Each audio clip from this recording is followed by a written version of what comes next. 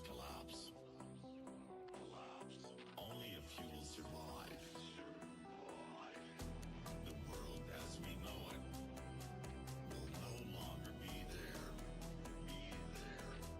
Water is gone.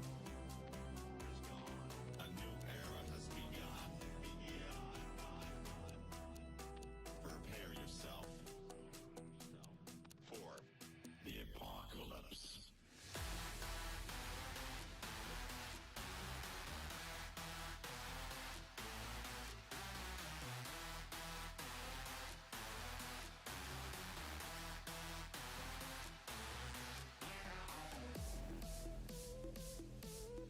All right, adjusting lighting. Moving water bucket. We got stuff to do, man. The apocalypse.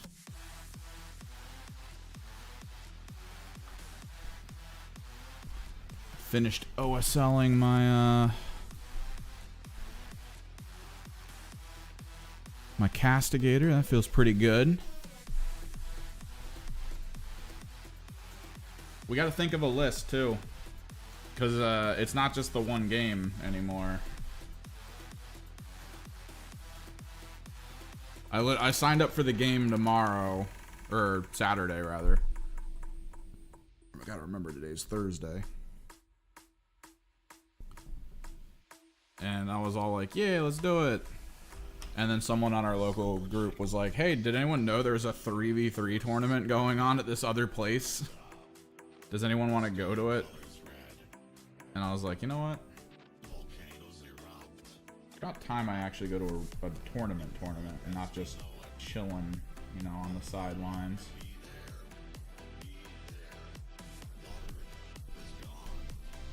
So the question is, what do we do? It's 3v3.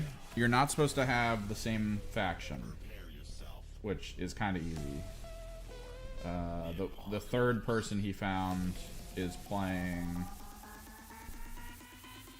Tau. He plays Imperial Knights, so nothing that I play. But this is my first tournament. It is a one-day tournament. It is 3v3. Part of me wants to just play Chaos Knights, even though I think it's going to be kind of like annoying a little bit. Because he's gonna play Knights and I'm gonna play Chaos Knights. That just, I don't know, it feels very like phoned in. Kicked it into neutral. Like we're basically double knighting. But at the same time, like all I think is the issue I have when you have to like run admin for your army, right? Like when you're trying to play and all you're thinking of is, oh, who gets the rerolls? Who has the debuffs I just put out? Who had, like, having to think of all those little things.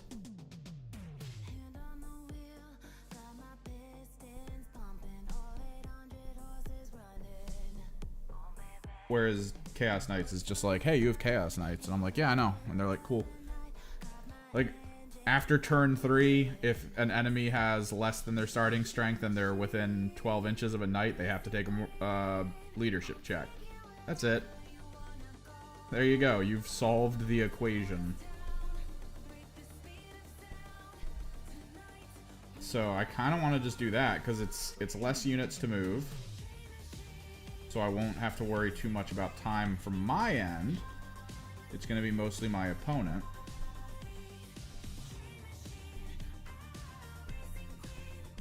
And then the question is, what kind of list do I want to bring? Because if the one guy's bringing Imperial Knights, and that's, you know, that's fine. I'm thinking I try to have demon allies for my Chaos Knights. Because I do want them to feel different, at least a little bit. My plan on Saturday is to play my Knights with one Blue Horror Squad and Kairos, because, you know, I still kind of want to use Kairos in a match. That's on my list of things I want to do.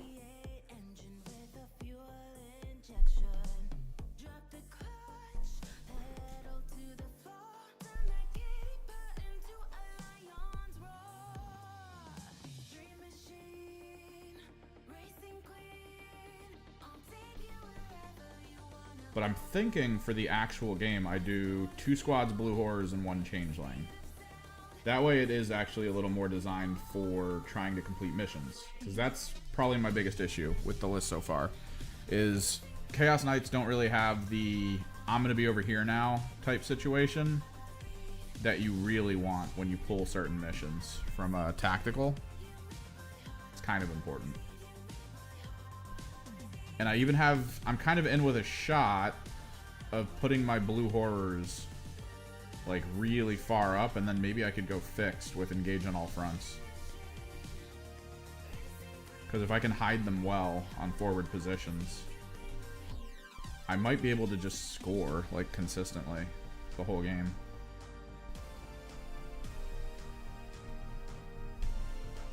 We'll talk about that more in a minute. Who saw the Adepticon stuff? It was kind of good. Although I will say for the kill teams, I'm a little on wary edge. I'm happy that Gene Stealer Cult's got the Brood Brothers that actually look really cool. That's a cool update to the model type. It's weird that they gave you the Brood Coven as part of it. Like, they're just, I guess they're just too many Brood Coven boxes in the warehouses trying to get rid of them. I don't know, it feels weird. And then we got Edgelord Votan.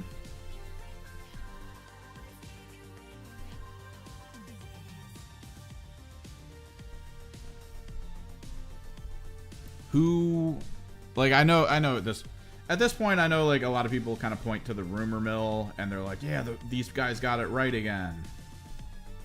Dude, if anybody's confused as to whether or not, like, some channels just talk to people that work at Games Workshop and just leak info all the time for the lulz, like, we're at that point. Just assume until Games Workshop views what's going on with the leaks as problematic to their releases, their sales, and all that, it's never going to change. So, like, yeah, just assume leaks are always going to be, or most of the leaks at least, are always going to be right to a degree. All they can do to, like, combat it is fight the credibility of the people who leak the stuff by basically telling people in their company, hey, this is coming out next for Kill Team, or this is coming out next for 40K or AOS, and then adjusting the timeline, like, last second. Not even telling anyone, just, like, the only people who know are the people at the top, and then it just happens. They just adjust the what's actually being sold last second, and then that's it. Like, it just makes the people who are doing the rumor mills seem like they're not getting the right information, even though then, like, a month later the information they gave us becomes true, and it's just weird. It's something that happens on the other channel I do the podcast with, Nate the Hate, the guy who usually knows, like, a good bit of stuff. What's up, Ramil? Rommel? I'm gonna go with Rommel. But Nate knows a lot of stuff, but, like, the way he describes getting information from within the industry is you could wake up one morning and have, like, information for the next day. Like, he could get an email from someone who's like, yo, this is about to be announced. And then within 2 hours of that information getting into the wild, and he, like, maybe writes something up or drops a hint or something, it just becomes, it gets, like, shelved for, like, years. This is especially true with, like, companies like Nintendo and stuff. So, like, that's the only way they could really combat leaks at Games Workshop, is basically doing that, but I don't think they care that much, honestly. I think they're fine with it, because at the end of the day, hearing hype about, like, a new Votan team or something like that, or new models for certain things, all that really serves is for people out there who are like, I kind of want to play this faction, but I don't know if I want to play the faction. And then they hear, like, oh, new battle box coming, and they're like, yeah, let me grab some models to be ready for that battle box. So it kind of, like, works out in their favor. I don't think we're ever going to not see leaks happening for 40K. Depends. Heavily depends. Like, what are you putting together? And, like, what's your goal? Because there is value to sub-assembly, and then there's value to just doing it all at once. For instance, let me bring him over. We sub-assembled this. So we had like, but we didn't do like full sub-assembly. We finished the OSLing on the blade today. So we didn't do full sub-assembly. We sub-assembled the armor plates. So the armor plates were able to have like specialized color, where then as everything else on them was able to just be like this flat gold that I toned later.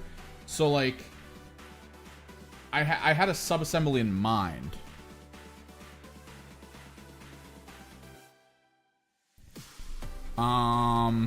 You're doing orcs. Are you doing the orc kill team? You doing like specific orc stuff? Because again, it does come down to what you want to do. These guys weren't sub-assembled. These guys were just primed white, and then I went over them. Where is he?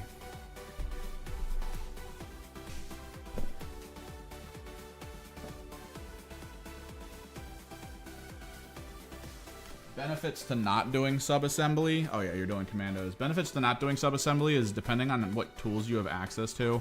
If you have it all as one model, let me get the focus going. You'd be able to play around with like light based on like things you can do, right? Like technically what you could do to achieve this without an airbrush is get white primer, take a brush with like a fluorescent color, go all over it with that, and then go get like a really thin matte primer that's like black or something, and then go from like top down. That way you know kind of where the underlighting's coming from, and then you can like paint from above to do like cool stuff. And you can't easily achieve this if you sub-assemble, like getting the head, the sword, and everything separate to be like, oh, let me make sure these are perfect and then put them together. That method doesn't really work for this. But I mean, if you're trying to do each individual component, I imagine with orcs, I actually have commandos, hang on.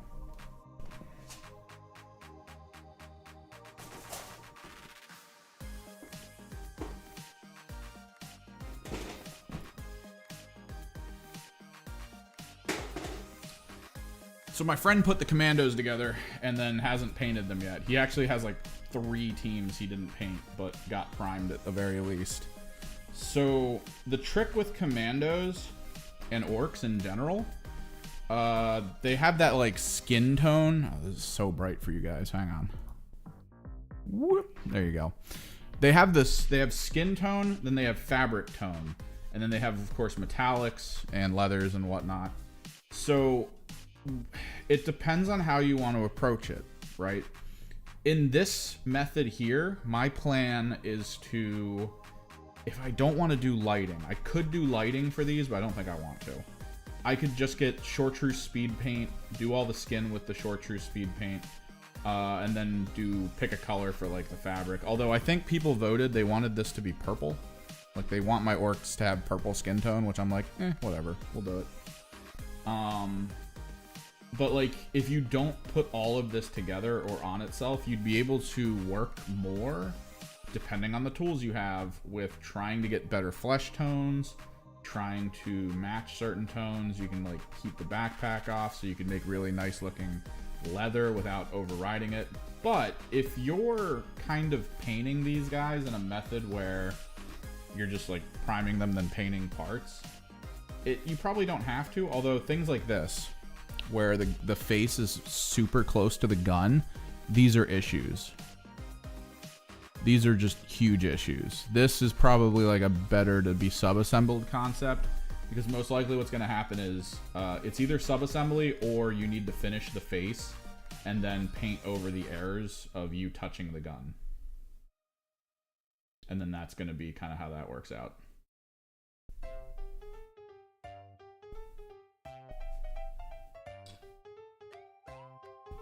Because the only other alternative I can see is if I paint them for light, I would paint them in a similar way to how I painted my Gene Stealer cult, where there's going to be an overall fluorescent color, and then I'll probably hit them from top down with a dark blue, and then just go into the areas where the dark blue is and try to like work up some color tones with purple on the skin, and then leather colors. It might work.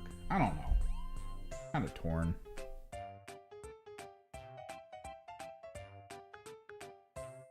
Yeah, painting into small corners is problematic, and if you know the parts on your models that's going to be the issue of, like, you'll kind of get, hey, maybe I shouldn't apply this to something, like capes and stuff. When there's backings to capes that you need to get into, that can always be annoying. It's something that I kind of learned when I was painting, what was it, Thousand Suns? A lot of sorcerers have capes, so I'll actually sub-assemble the cape specifically, because the cape, when you glue them down to their base, you can put them together fairly easily. You just glue them together, paint them up, it's fine. But then if you have a cape on their back, the cape usually is just terrible. So I never glue the cape on right away. I always glue it on later, which works out. It means you don't have to worry that much.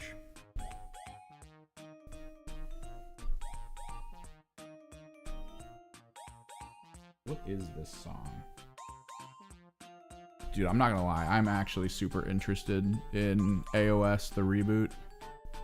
I'm glad they talked about... Let's just go here. I'm glad they talked... It's basically Warhammer 10th edition. Nope, not this song.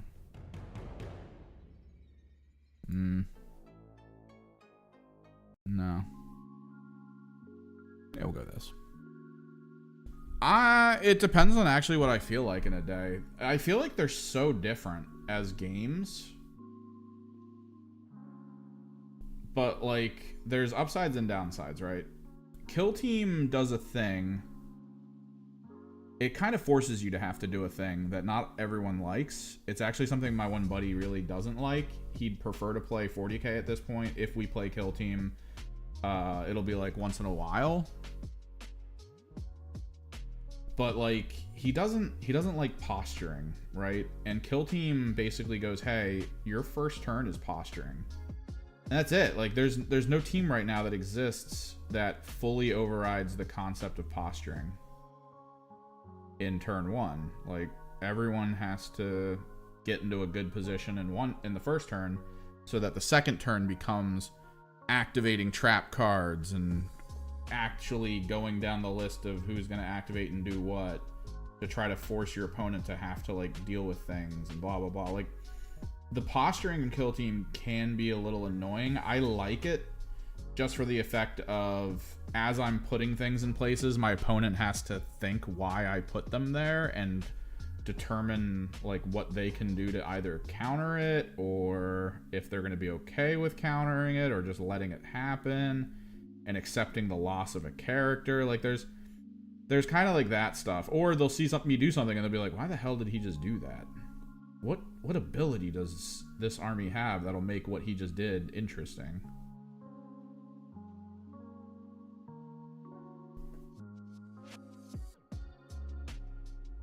Yeah, it's basically, because consider on a map in Kill Team, like you're on the edges, right? Like no one can see each other. Everyone can just go conceal and just use cover. You're not going to get within the range it usually requires you to be to like override someone's cover. So everything about that map is like, let me put people, you know, let me adjust this guy here, put that, the opponent put something there, I'll put something here. And then the turn 2 is where any of this matters. My focus. Turn 2 is where any of this matters. It will never matter before turn 2.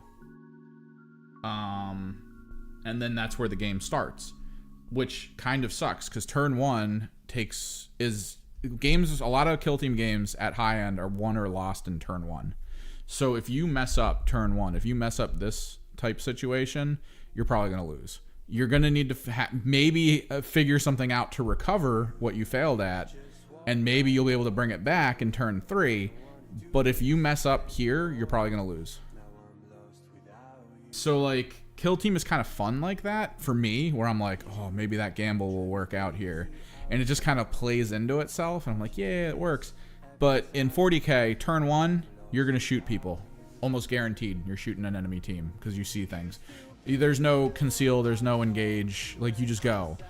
My buddy and I played a 2,000 point game of 40K. I think it was 2,000. Pretty sure it was 2,000.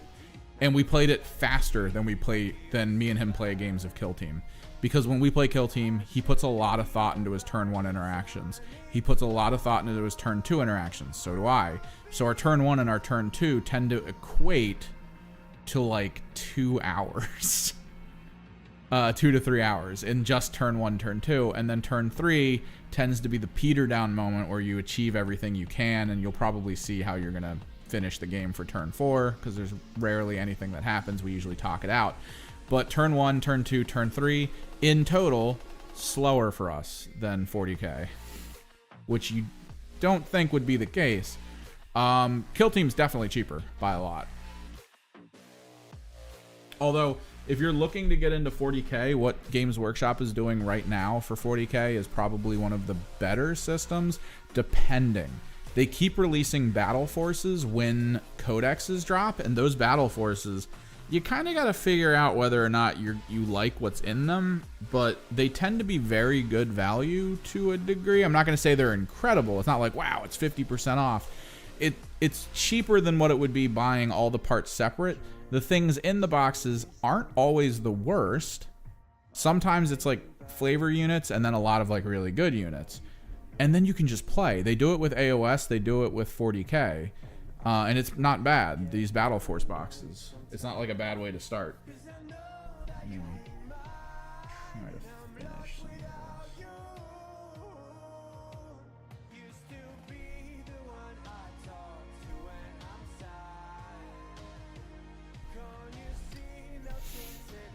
Yeah, you lose one guy in Kill Team, you might as well hang it up, right? Like, there's a chance where you lose the wrong character. You're just like, oh no. There goes all of my plans. Meanwhile, over in 40K, it's like, oh, well, I'll just use this guy instead. So, like, it's just different beasts at this point. And I love Kill Team for what it is, and I love 40K for what it is. Like, I feel like both are great to play right now for me. Locally speaking, there's more people into 40K, although I keep finding people who are like, dude, I play Kill Team, and I'm like, oh, that's cool, but like, I don't know where they play Kill Team. I don't know when they play Kill Team. Look into Combat Patrol. Combat Patrol is not the most balanced, but it's getting better. They've shown off some Combat Patrol stuff recently for like the dude, we were 100% right when we talked about the update to the Chaos Space Marine Combat Patrol having no vehicles. Yup, it has no vehicles. We were right. They wanted to run from vehicles so hard. They were like, we need to not do this.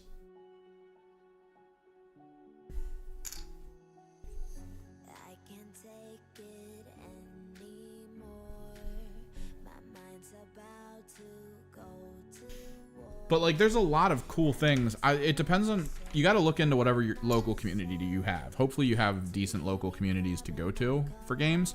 But there's a lot of really good game modes that you can pick up and play locally, right? Underworlds is actually pretty cool. My biggest issue with Underworlds is I don't have the ability to just purchase the boards. Like, I know a lot of people were like, oh, everything gets outdated super fast. But the Rivals format it has like a pretty consistent type setup where you're just constantly using sort of the same thing. So like, it's not that bad. You can kind of hold on to maps and stuff, and it's, you'll get some work done.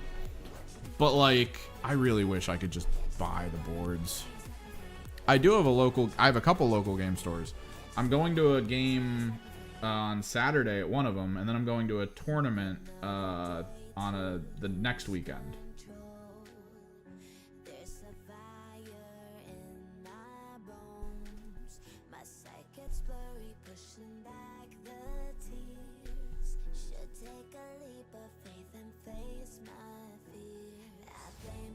And then did you see AOS is getting their own version of Combat Patrol? It looks like the Vanguard boxes are going to be the Combat Patrol boxes.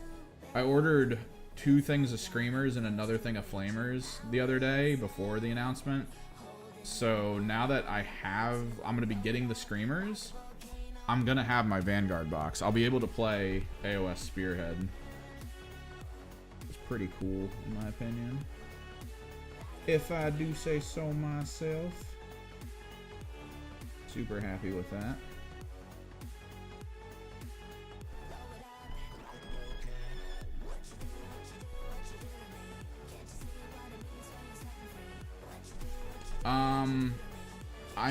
No. I'll say that right now. No. Like,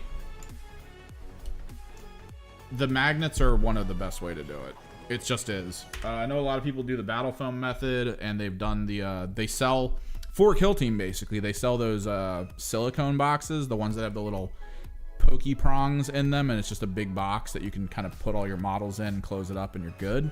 Here's the issue with that. That rubs, right? No matter how you pitch that, the model inside will rub against things, which over time means it's going to rub your paint off every single time. Battle foam is notorious for this. Pretty much anything is notorious for that happening. So when you go with magnets instead and you place them on a tray, they're not rubbing into anything. They're just sitting there. The biggest issue you're going to have is if the magnet is strong enough against whatever it's attached to and the unit is frail enough, picking it up off the tray could cause problems. Like, there's a lot of small 40k units where the only point connected to the base is like a tiny ankle. Like Gaunts have this as an issue. So like you magnetize it to the surface. If it's too strong and you try to pick it up from the body, you could just rip the model clean off the base by the ankle. And that's terrible because it's so hard to glue back on.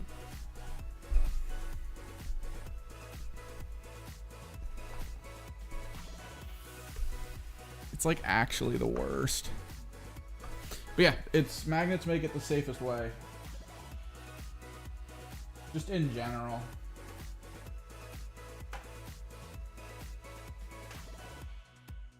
Like if you're okay with your paint rubbing off, like it's not that bad, I guess.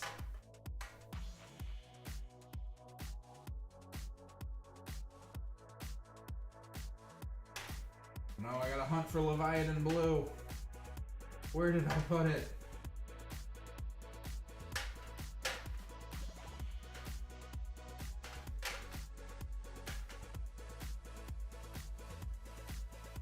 So many Garagax. Got it. Leviathan Blue. Yeah, you don't have to buy the special boxes. There's something called vinyl steel. I use that. It's a vinyl sheet that has metallic parts in it that are magnetic. It's also sticky, so like there's a peel part of it where you can peel off and it's a sticker and you can put it in a box. So like you can buy an all-purpose Tupperware container that's the right size for what you want to carry around. Put the steel vinyl at the bottom of it. You can actually cut it up with scissors to make it the right size. And then you just glue one magnet, or 2 magnets even, usually one's fine, in the base of your model with super glue, and you're done. Battle foam tends to be bad. Tends to. There's upsides and downsides to everything. Battle foam will hold stuff in place. It just will rub the paint off eventually. What's up, Dragon?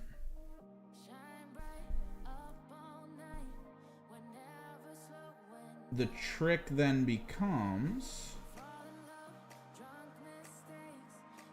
like if the metallic isn't good enough, like if the magnetic connection between your bases and the component that you're putting down into the like metallic box to try to hold, that could be a problem because then stuff will just slide around and break. I've seen some really cool Kill Team boxes. Basically buy a toolbox, right? Like a small metal toolbox or a lunch box. Because the metallic lunch boxes or toolboxes are just, they're perfect, man. They're magnetic. You can kind of toss stuff down in there and just be okay with it. Like, it's good.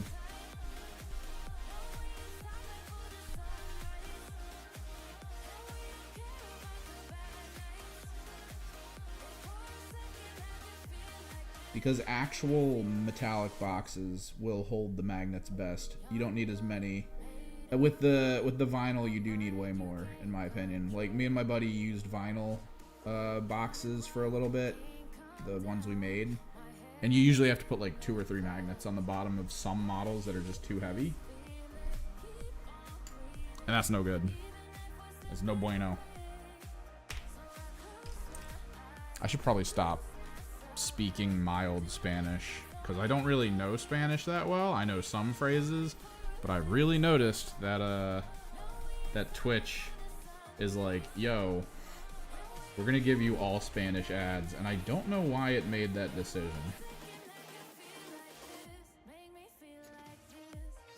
Because I don't really know what's going on in those commercials. I'll just be sitting there, and then it's just like the most explosive, energetic ad for something in Spanish. And I'm like, I have no idea what you're asking me to buy.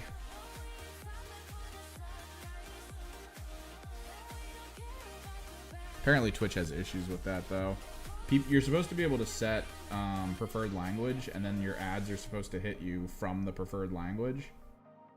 But, like, it breaks a lot, supposedly. There's like massive forum posts of people like, hey, I know I live in Germany, but I don't speak German. I'm here as a student, and I'd really prefer it if, like, you weren't just slamming me with ads that I had no idea what was going on. It seems weird. And it does seem weird.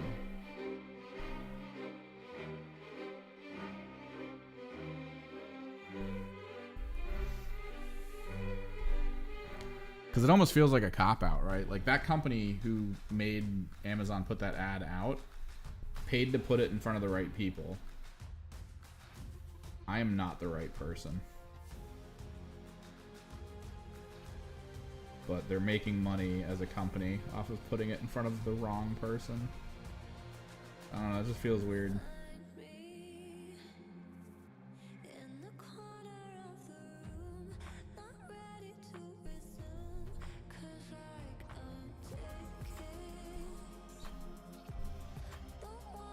But yeah, highly recommend.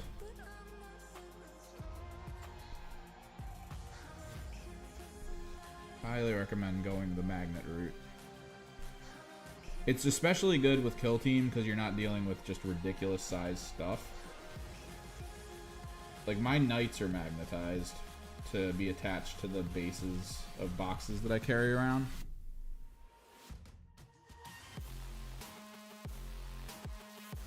And I have to use like 8 magnets per night. And I have to have these giant boxes for them.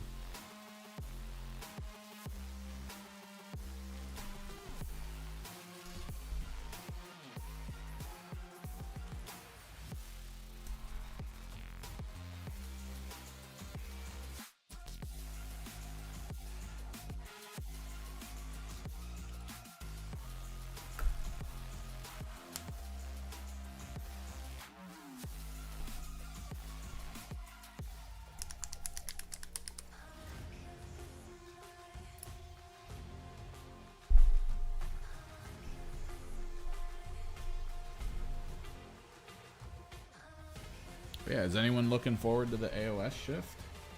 I kind of am. I was starting to get into AOS, but like there's a layer of it where I was just like, oh man. Not only does my army feel a little weak, just in general as a faction.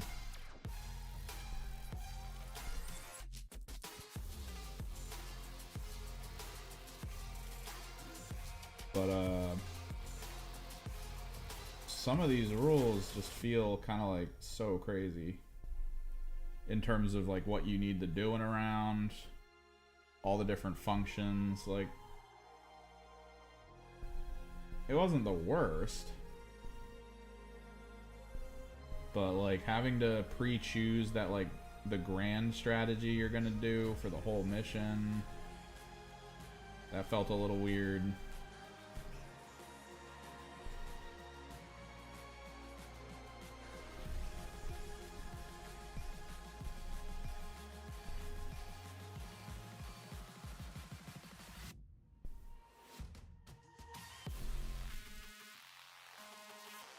but now that they're kind of like rebooting it, and I know a lot of like everyone's criticism of 10th edition was like, I don't like that they made it casual. I don't like that they simplified things. I preferred intricacy, and it's like, it's hard, like it's hard to strike the balance, right? I also love intricate.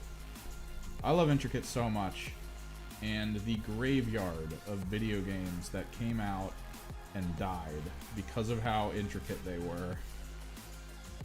The fact that no one wanted to buy them because they were hard or required you to think for more than like 10 seconds. Like, there's a balance between putting out the game like a small number of people want and putting out a game that's gonna like last and survive and have big audiences and stuff. So like seeing AOS kind of go that route and seeing 40K go that route, it's been good. And like strategically, list building wise, I've actually had a lot of fun with it. There's definitely moments in 10th where you can kind of tell that the list building is a little bit like way too simple. Like when you get into unit types such as like broadsides and things, where the list is like, oh, you can take flamers on them, but why would you? Like, there's almost no reason to give a broadside a flamer over its super powerful, decent damage output weapon.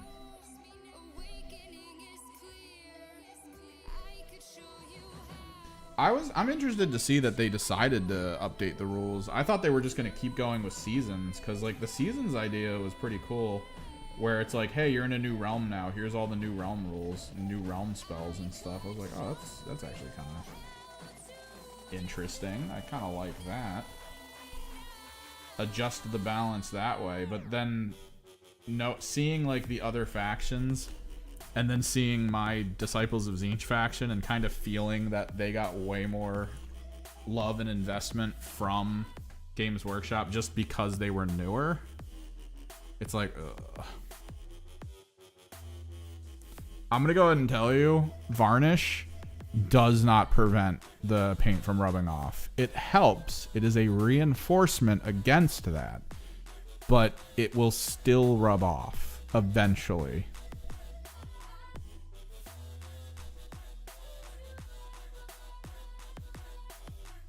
Oh, and balance-wise, 40K is never going to be balanced. Get that well out of your head.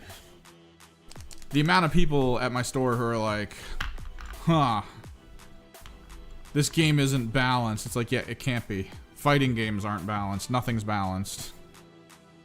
It's just the weaknesses and strengths. Like, you need to have something that's imba at something, and then other things that are imba at other things, and then just to see kind of whether or not in a moment the person playing them can be like, I utilized the thing I'm imba at and beat you. And it's like, yep.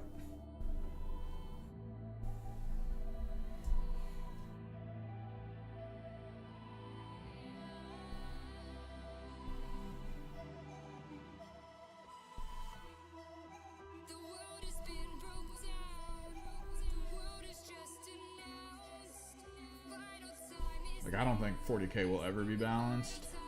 It's just the thing that makes it imbalanced can be abused by multiple people.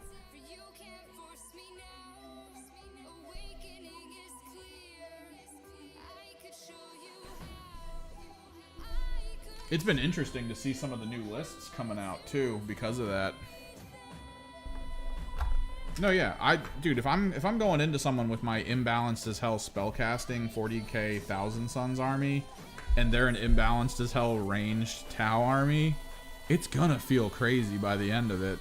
When like the Tau player is just like, oh, I have all this cool shit, and I'm like, yeah, and I have this cool shit, and we're just slamming each other's faces with just ridiculousness and seeing what happens at the other end. Because the real benefit of 40K, which is weird, right? Like in competitive scenes, most competitive players demand consistency. It is normally frowned upon if the system and format you have has chaos involved in it. It's the idea of like chess, right? Chess is consistent. At no point in chess are you like, I have to roll to see if my knight moves properly. My bishop is able to go this distance, but I have to take a morale check first. Like, none of that exists in chess, and that's why a lot of people point to chess as just really good competitive type stuff. But then you come over to 40K and dice are involved, random numbers, and like it's just about how you adapt to that. But at the end of the day, like if the dice themselves think you're not allowed to win, if you spend an entire game rolling nothing above a 1, just out of nowhere, just you become the statistical anomaly, you're gonna lose. You could have the best army list ever. You're gonna lose. It's just gonna happen. Anyone who tells you that you can out-strategize low rolls, they're lying to you. Straight up, they're lying to you. So, like, it's weird to see 40K have such a good, like, competitive community. And I say good, knowing full well that there's super sweats and toxic stuff in the competitive scene. But, like, it's healthy-ish. It's gotten a lot more casual players. I've watched a lot more tournaments with new names that have lists that no one's ever seen before. Of just like, why would they bring this here? And then they like do well. Dude, I don't... If any of you are familiar with War Games Live, he's currently streaming the Adepticon tournament for 40K. He has a VOD from I think last week or 2 weeks ago. In that VOD, there is an Imperial Guard player. That Imperial Guard player was doing all mounted cavalry. I think he had one vehicle. It was a transport.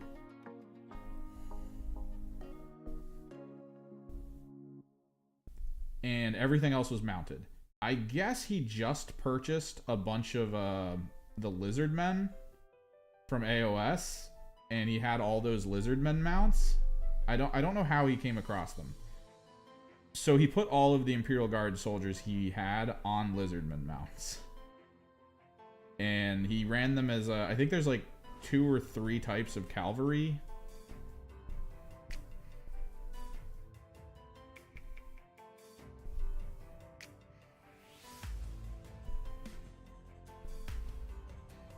And I watched him raffle stomp people. He did insanely well at that entire tournament. All he would do is turn 1 be in your face. Like, he'd hold you in your spawn point. He would resurrect soldiers as they died. Like, once the full squad was dead, pay the command point, bring it back. That was his entire thing. I've never seen an Imperial Guard do that, and then he did it well. And it's those moments in the current tournament scene that make me think, like, 40K is doing alright. Then again, it's also the other moments that we see where, what was it? It was same weekend, different tournament. Someone else was streaming that tournament, and the person who won the whole tournament had every version of Tau Devilfish.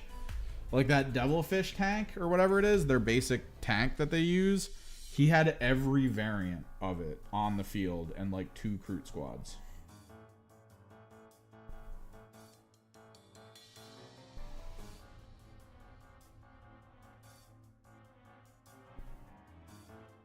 He was, his setup was like playing Tetris.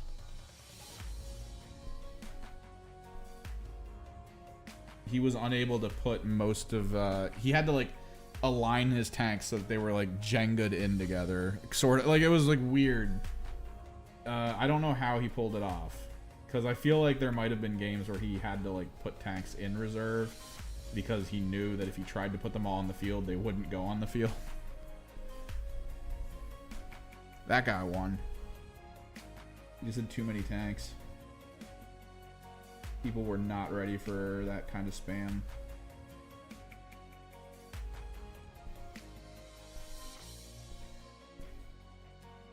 And that feels a little sweaty to me.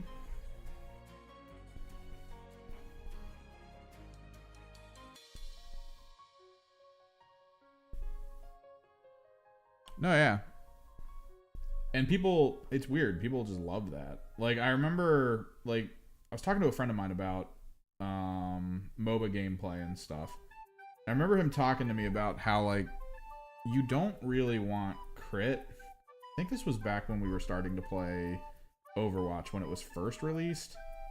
And we were wondering about characters that may or may not have crit going forward, because it was very close to kind of like how MOBAs work with hero stuff. But then we were like, yeah, they probably will never add that, because, dude, imagine a tournament setting. What is this? Imagine a tournament setting where you're just, what? No.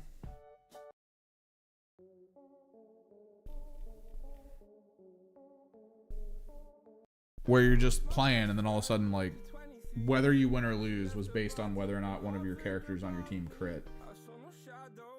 So, yeah, like, competitive scenes where money's on the line, or, like, something's on the line. Losing because you randomly roll something bad feels terrible. Yet, games like 40K, games like Magic the Gathering, they seem to thrive in that realm. Kind of cool.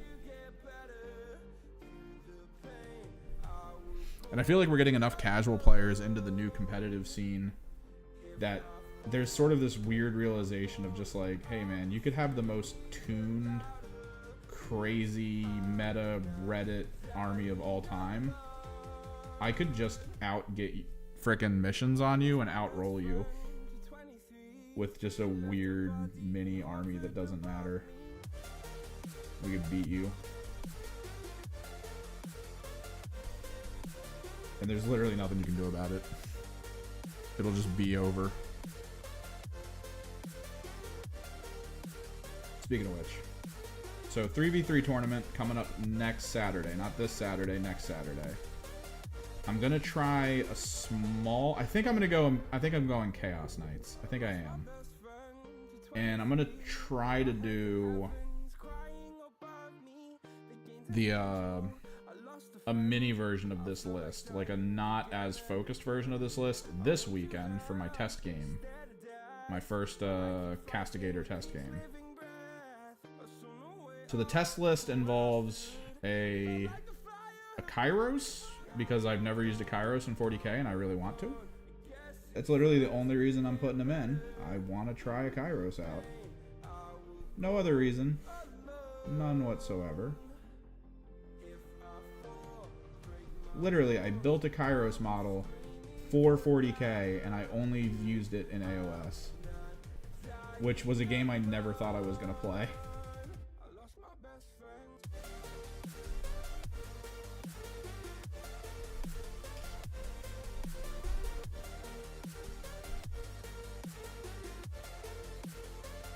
So I want to use him at least once in 40k, even if it's in just like a test game. Depending, like if what I do with him is crazy and I'm like, holy god, I found something. I've cracked the code. I might use him at the 3v3, but I'm thinking for the 3v3, we rock 2 squads Blue Horrors for the infiltrate, as well as the annoyance of the potential for them to survive just consistently.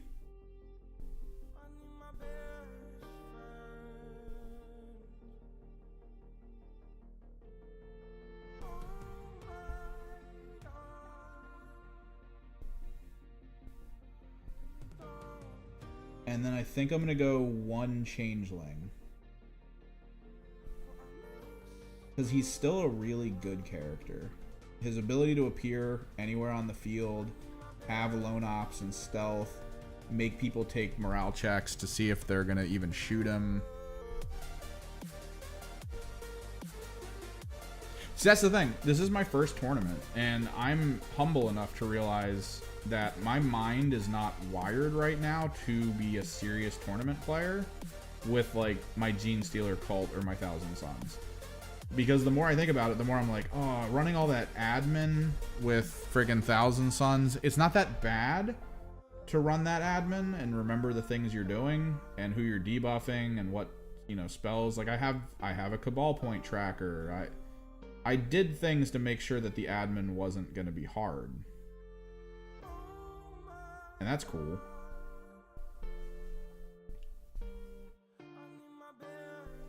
But like, This is a 3v3 tournament. It's only 1 day. I think it's 3 rounds in a day. Like, oh my god. So I'm trying to think about this from a rational perspective. I'm new to the tournament scene. I know a lot of what you're supposed to do to play in tournaments for 40k, like pre-setting up your dice so that you have, if you like know that most of your guns are based on like multiples of 3 or 4, you have chunks of 4 for dice on the field. That way when it's like, oh, I'm gonna shoot this gun, you grab the amount of multiples that you know you need for that moment. Like, you just have it in your hand, you're ready to go.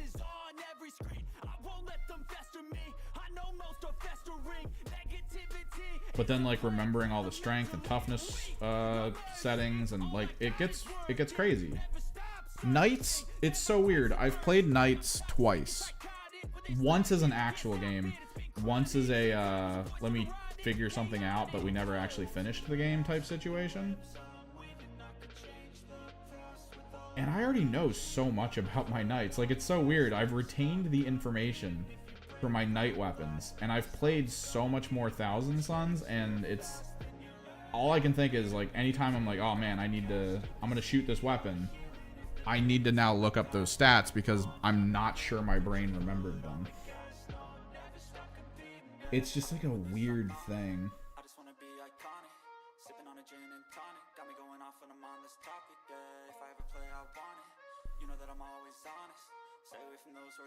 So in hopes that I don't kind of mess with my opponent by being like, hey, I'm gonna take an hour for my turn, I'm gonna take too long because I have to think of all the admin that my Gene Stealer cults need to do, or I need to make sure I use my Cabal points right.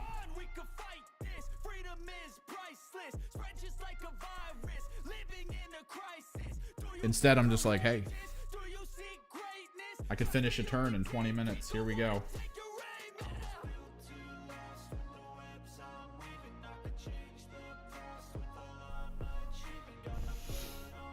Because come on, that's the ideal. You want that perfectly in every tournament.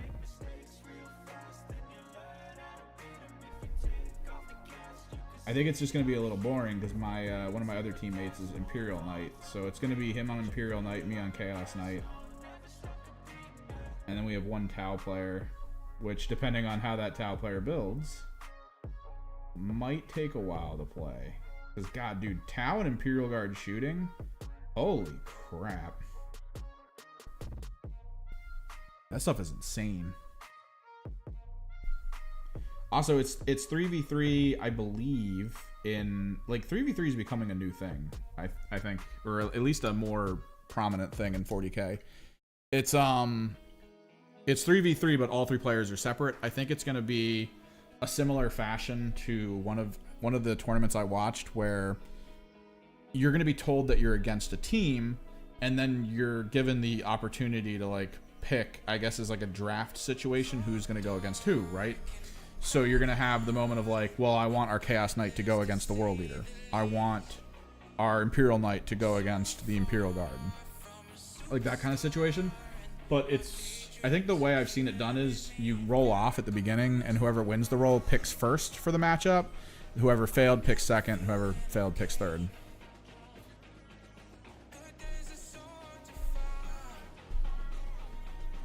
Dude, bricks of rubrics with bolters matter. I feel like with my rubrics, I'm a little bit anal about what I'm doing with them. Like, I will roll out dumb stuff.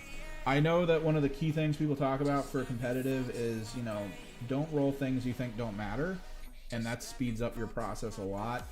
I watched a tournament game where someone had their Land Raider attacked by a Dreadnought, and the guy with the Land Raider was like, I'm not rolling the treads. And in my brain, I'm like, oh, dude, I would roll the treads all day. What if it does do a wound, and what if that wound is the one that's needed to, you know, kill it next turn from someone else? Like, how mad would you be shooting that Dreadnought with a melta gun or something, and then taking it to 1 wound, and thinking, oh my god, if my Land Raider did a wound, it would have been perfect. This would be the moment. Like, I hate that. Internally, my brain is constantly like, yo, I never want that to happen. I never want that moment in my life.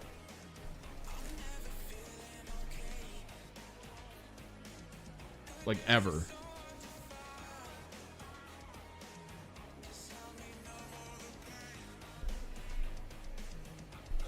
We will highlight him, I think. Let's get the Temple Guard. Or Baharoth or whatever I grab here. Lothran. We'll do Lothran. But that's in my brain. And then because you have so little to do in knights, because your knights are literally just like, we have, between your whole army, you've got like 20 guns. It does make it so easy. To just be like, hey, let me fire everything real quick.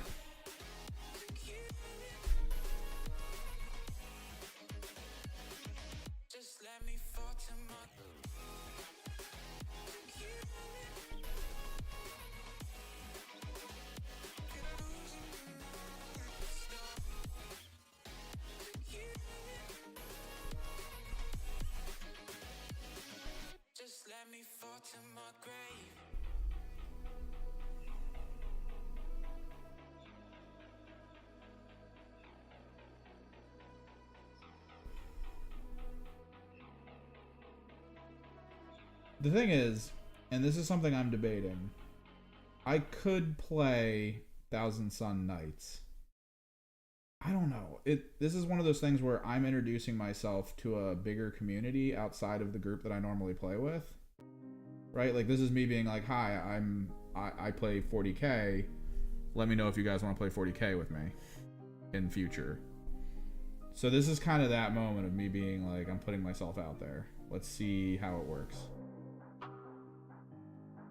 And I feel like if I run the list I ran against the Salamander player that I played locally, I might seem like an asshole. Cause like I actually feel that way, I'm almost certain the guy I played against doesn't view it like this. But this is one of those things where it's in my own head, where I'm like, man, what I just did to him in this game makes me an asshole.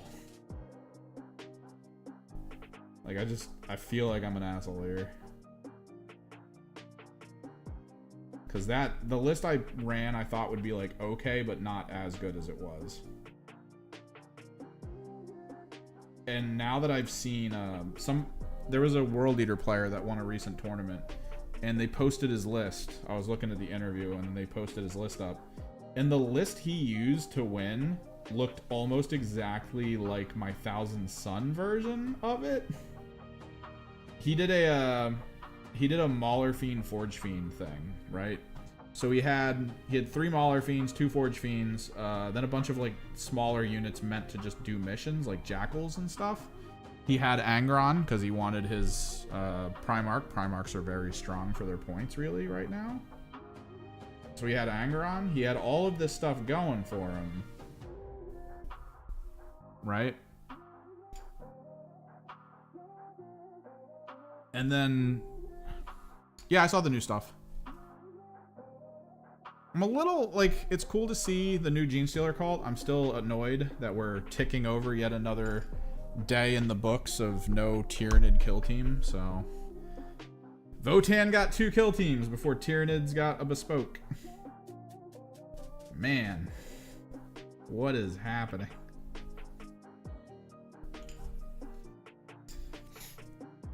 But they do look kind of cool. Brood Brothers look pretty good for their like updated models. It's nice. But yeah, like the World Eater player, his list was basically an adaptation of mine, where he went with 3 Mauler Fiends and 2 Forge Fiends. I went 3 Mutilith Vortex Beasts, which are cheaper than friggin' Mauler Fiends for me. And then 2 Forge Fiends. He has Angron, I had Magnus. It shouldn't be though, we need a bespoke. It feels a little like Games Workshop is annoyed that they have a ton of those Brood Coven boxes laying around. Like, that's actually what this feels like right now. Is that they looked at their stock and went, man, we have too many Brood Coven boxes. Let's add them to a kill team and get them shipped.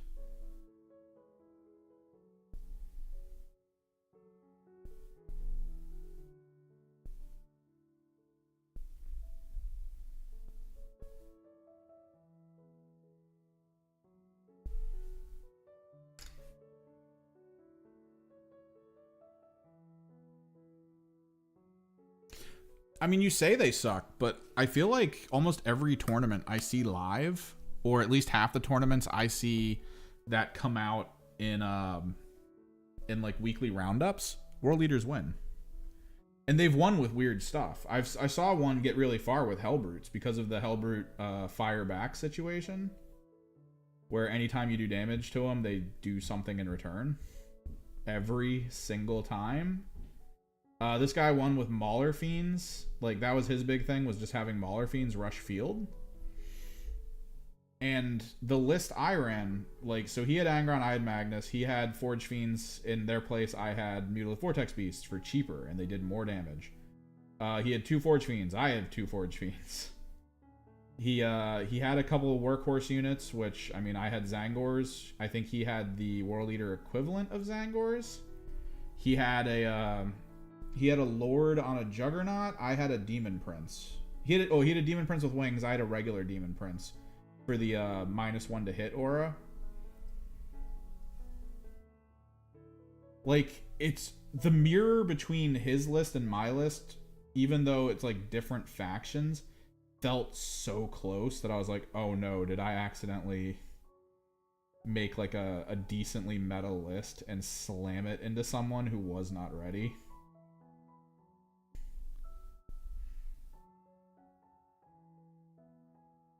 Yeah, World Leaders and Sisters are doing really well right now. Grey Knights are coming up, though. I've seen Grey Knights in a couple scenes do well, which is weird. I think it, even before the balance change so that their leader now is amazing, I feel like I was already seeing them in some scenes as victorious, which, yeah, it feels like how the Gene Stealer cult were at the beginning of 10th, because they're a niche army, not a lot of people play against them, and the people who do play them know what the hell they're doing. So by the end of whatever the tournament is, it just, that person feels like they kind of knew, right? Like that the whole time that they were just going to win. They were that good.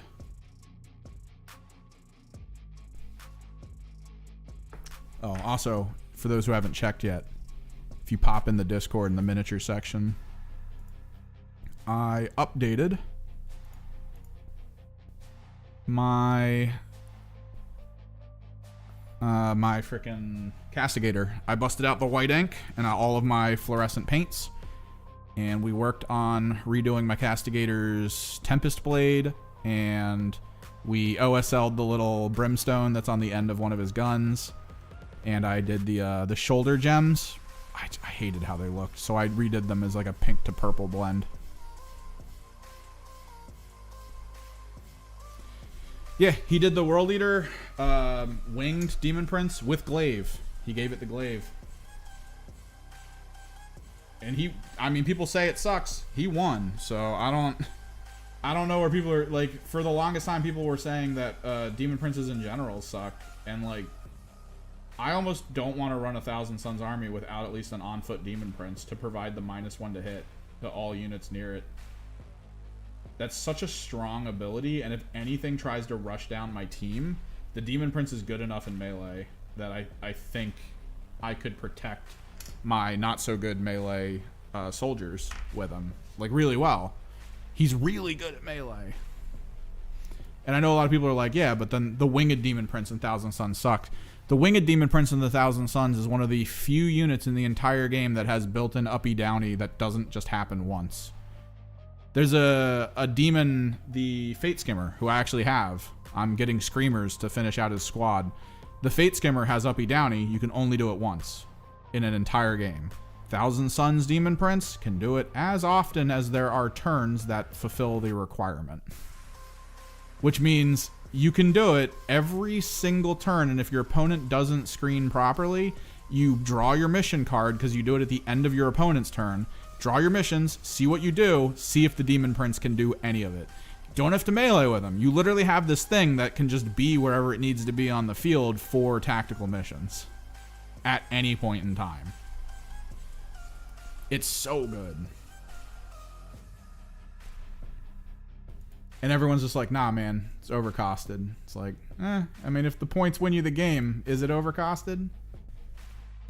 Or are you just underthinking? But yeah, like, his list was so close to my Magnus list that I was actually worried when I saw it, and then I was thinking of the game that I played. I was like, man, I must have pissed. I just felt like a dick.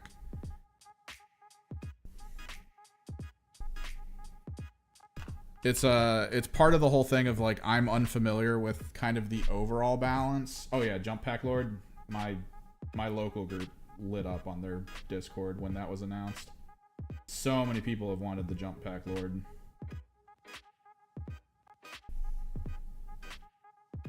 So that's cool.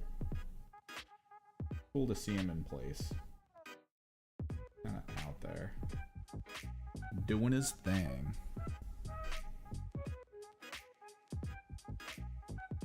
But yeah, since I'm kind of new back, like, I don't know all the rules. I don't know how all the armies feel. I don't know all the balances. I don't know all of it. I know some of it. And I've done well with some of it. Where's my crackle paste? But when I build a list, I don't know if I'm building a list to be fun. Is he? Hang on, let me compare. Let me pull up rules. Let me look at things so I know what I'm working with. World leaders.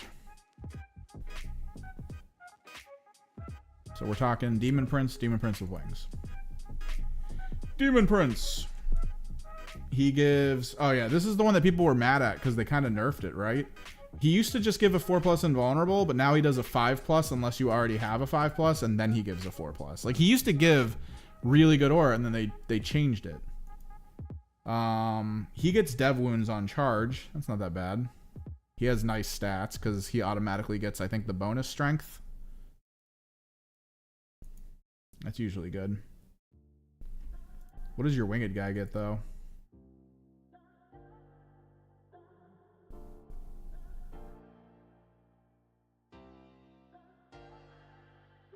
Each time this model makes an attack that targets a sworn foe, you can reroll. Oh, dude, this guy is an assassin. What is that? What does the glaive do? Each time this model attacks to the bearer, have the no, that's brazen. What's glaive? Add 1 to the attack and damage characteristic of melee weapon, of course. So you do 15 at 2 damage a pop, which means he doesn't get the AP though. That sucks. It's good for his strike though. 7 attacks, 4 damage a pop. He's killing stuff. He's killing big units with that. This guy is your assassin. You pick, like, this is the one you have on your team to target really difficult to deal with units because he'll crack them. Not only will he crack them, but forcing them to battle shock when he charges at the beginning of the fight phase. This means that armies that have really good command point or command ploys for melee, like, you're in with a shot for shutting that down. Like, just being in someone's face and being like, you don't get a ploy for this. This guy can't use a ploy. It can cause so many problems. It's not the best unit, but it's definitely a crazy unit, in my opinion. Maybe you hold him. It depends on how he uses him, right? Maybe he held him for deep strike. And then would only bring him in from Rapid Ingress and cause your opponent to have to make a decision.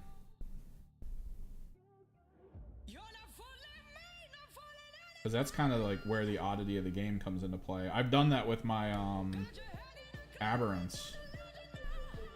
Forcing your opponent to need to decide between keeping some stuff alive or like letting a Demon Prince run rampant on a backline is one of the worst feelings ever. It's why I love Rapid Ingress. Rapid Ingress is one of my favorite things. Yeah, but the assassins he was running weren't really assassins, right? Like, how do Mauler Fiends work? Because he ran 3 of them. World Leader Mauler Fiends are different from mine. Mine get the free Heroic Intervention, which is actually really cool if you think about it. But, because that's a 2-point ploy that you do for free. And if someone's already done it, another can do it. So it's a repeatable. So if you have 3 Mauler Fiends on a 1,000 Sun army, and you charge a guy that's standing between 3 Mauler Fiends, all 3 Mauler Fiends are going to heroically heroically intervene. That's crazy. Son of Blood. Each time you make a charge roll, this model, if one or more of the targets of the charge are below starting strength, add 2 to the roll. Each time this model makes a melee attack that targets an enemy below starting strength, add 1 to the hit. That's not bad. Because it's starting strength. It's not half strength. He's got the Forge Fiends in back trying to cut down wounds on single targets as well as cut a single body out of every squad. It makes your Forge Fiends insane. Or your Mauler Fiends insane. That's pretty cool.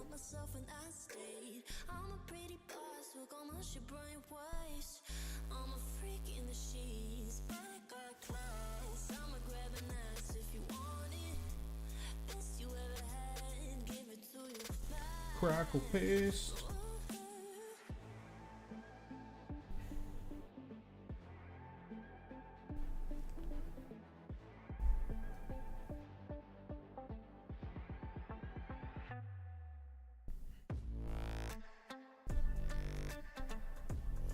Yeah, he took the whole tournament with that list, which was weird. It's not a normal list that I see for world leaders who take victories.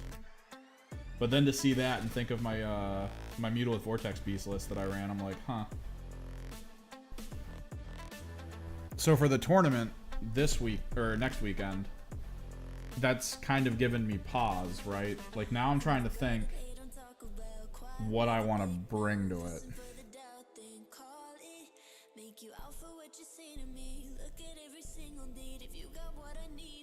Like, I can bring those knights, which might be useful for me to, you know, just keep to my memory and know what's going on, not really worry too much about running admin on stuff and trying to figure out who's got what buffs, who needs what buffs, that kind of stuff.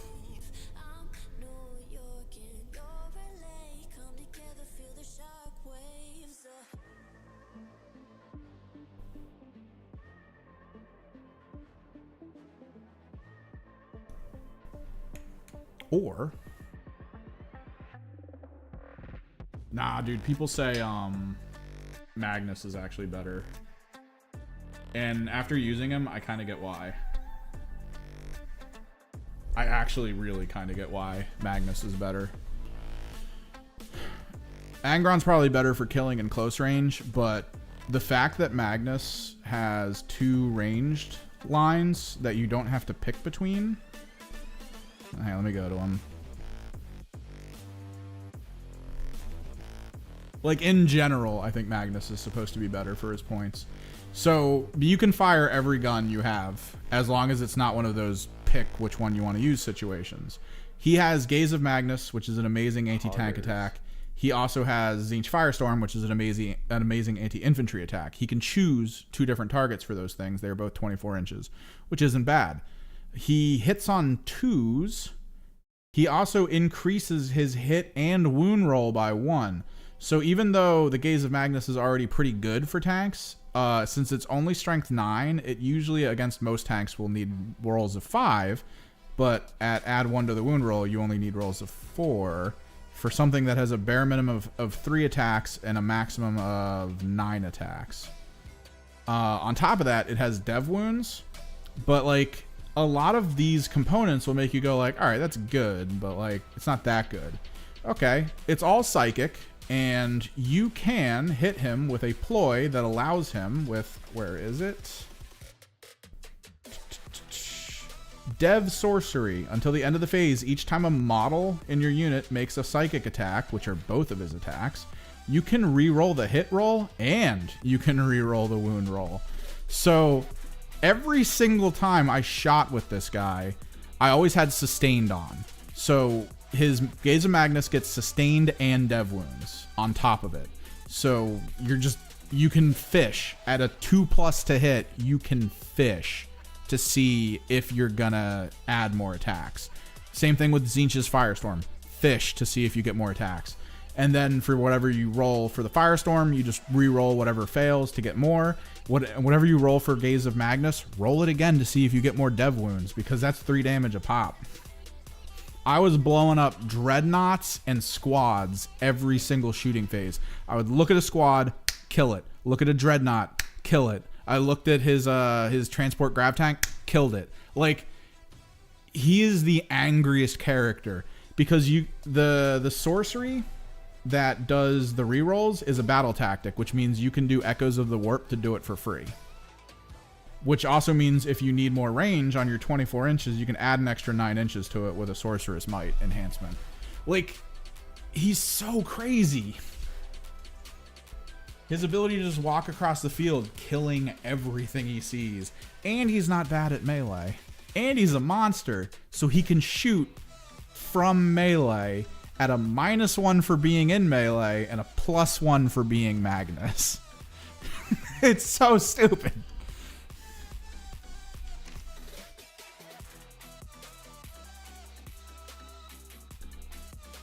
There's a lot of players who are winning tournaments with Thousand Suns right now who entirely point to Magnus as the reason they win. He is so crazy. His biggest downside is how big he is, but like a lot of players are figuring out how to get around that.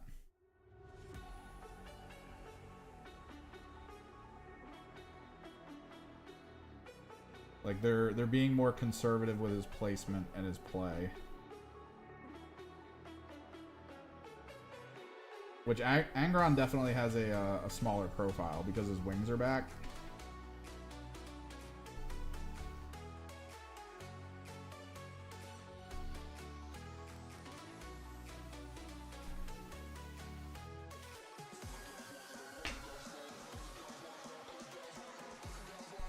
It's just one of those wild things, man. First time I used Magnus, I had 3 Mutalith Vortex Beasts on the table. Watching the Mutalith Vortex Beasts kill almost everything in a turn, and then having Magnus fly over a building, because I had the +2 inch movement on him, which gave him 16 inches of movement. So he lands, kills 2 things immediately. Like, he wipes out almost everything my opponent had that could harm any of my large characters. In a turn! They were all dead. It just became that moment of like, holy God.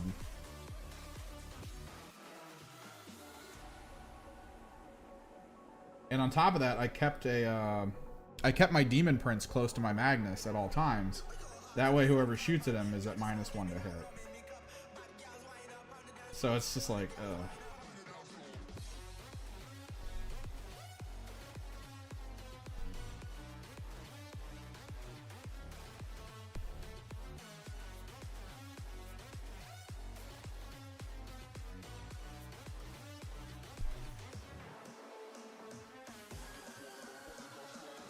So like for the 3v3, I could run back my triple Mutalith Vortex Beast list. I could. But does that make me an asshole? I'm not familiar enough with the local group. To my understanding, the people at the store are kind of sweaty. Like, I think they have like team jerseys. They go to big tournaments. I think they're holding this tournament as like either a wind down from Adepticon, which a few of them probably went to, or as like we weren't able to make it to Adepticon this year, so we want to put on like a mini tournament locally. So there's a level of sweat to them that's like, maybe I should respond to it in kind, but I don't know.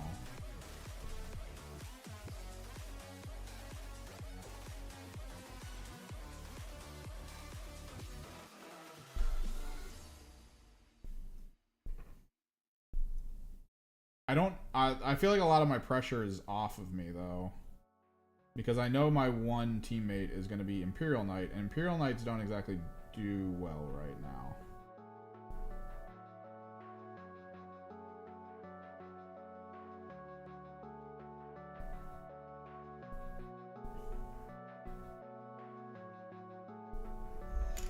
So like I'm kind of getting into it.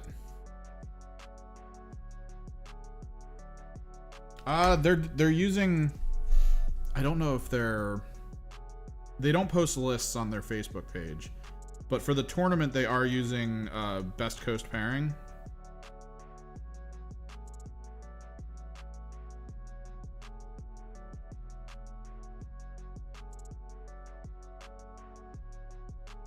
But I don't think I can see any lists right now. I can see the overview, I can see the roster, so I know the names of people going.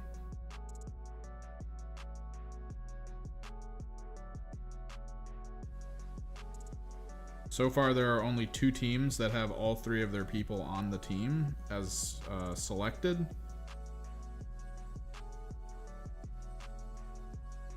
But like, I can't see lists. I have to make a list before I go. But I don't know. I don't think Best Coast Pairing shows everyone the lists that they're going to go up against, because that's kind of weird, right?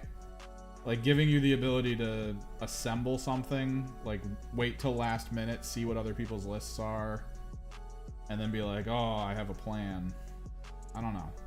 Maybe if you have a list done, or if your whole team has their lists locked in, then maybe it shows it to you. But then there's that weird situation where like you could like cheat by proxy by telling teams that don't have their lists in what they're going up against, which that feels kind of dick.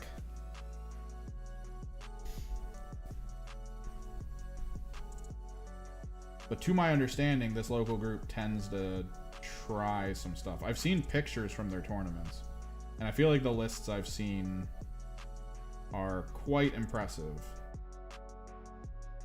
I think at the very least, there might even be one person who goes to this tournament. Isn't the Warhound? I think the Warhound's below 2,000 points, right? Like, you can use Warhounds in 2K tournaments, I want to say.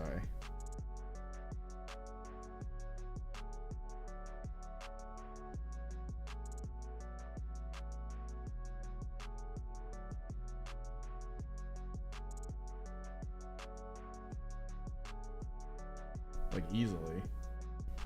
I feel like there's going to be a guy there with a Warhound.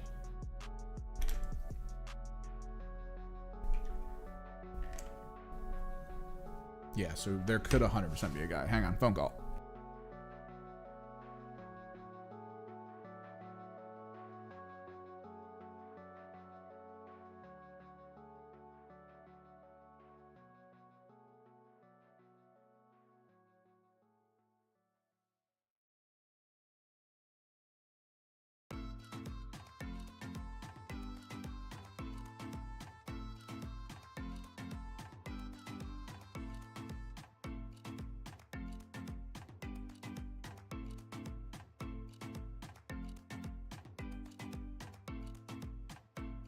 So yeah, hang on. Let me pull my list up on my phone.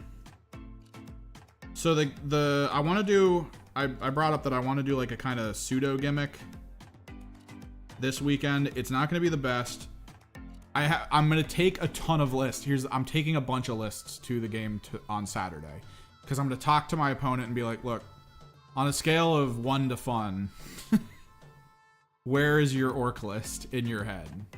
Like, is it kind of sweaty? Is it really sweaty?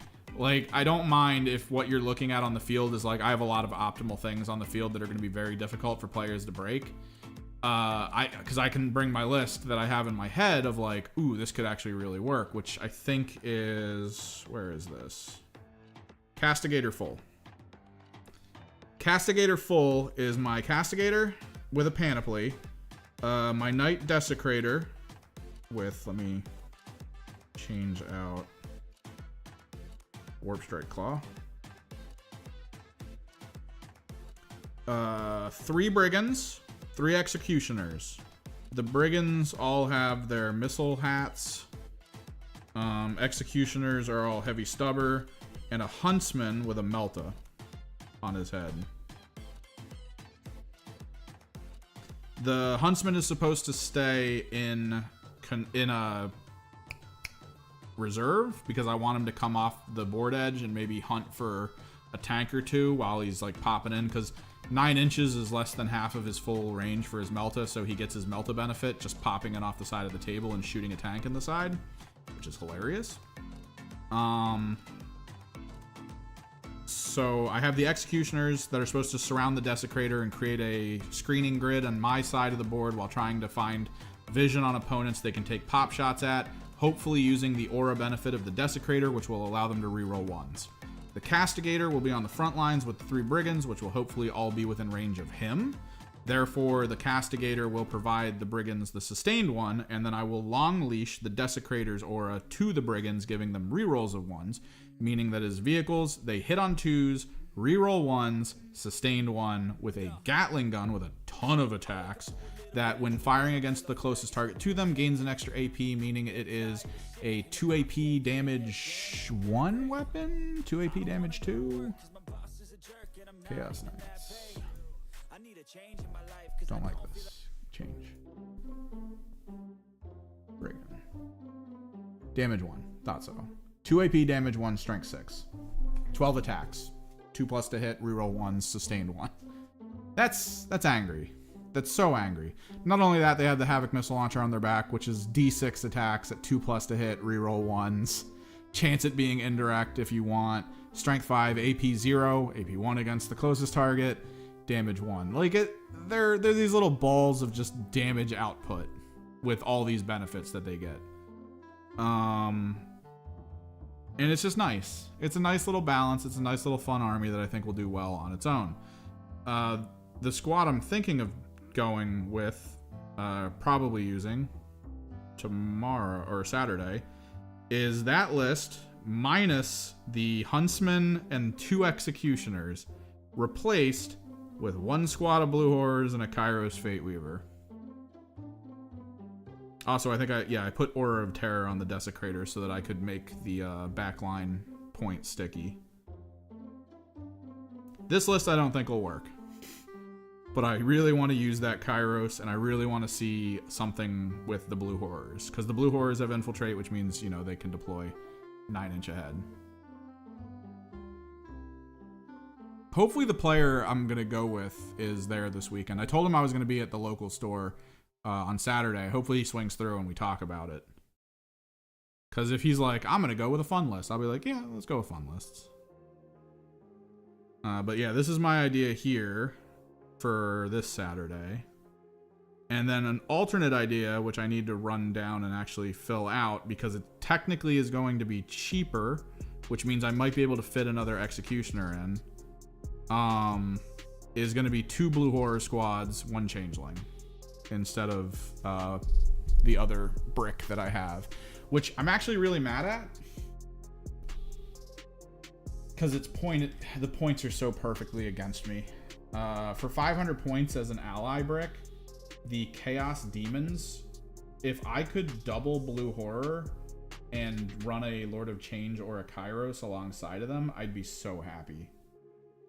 Like, I'd be 100% down with that as a brick, but Kairos and the Lord of Change, which the Lord of Change is 10 points cheaper than Kairos, he's 10 points more than what's allowed for 500 to also involve another squad of Blue Horrors, which I hate.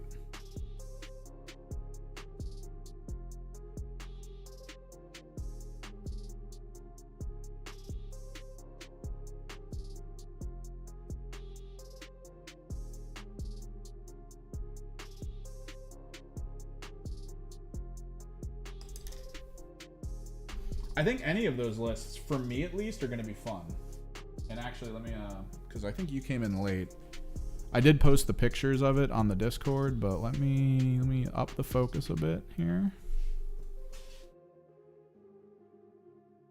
This guy. Check out the airbrush blade, baby.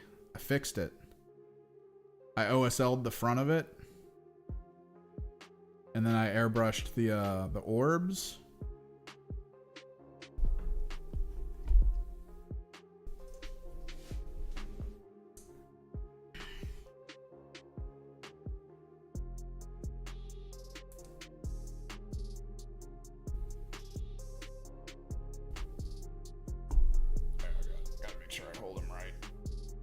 fully blacklit. I did the airbrush blacklit shoulder components. They were gems, but I hated how they looked as gems. And then we OSL'd my little brimstone. So now he's casting some light. But yeah, Tempest Sword, man, full on. I even did a little airbrushing on the vent exhausts to make it look more badass.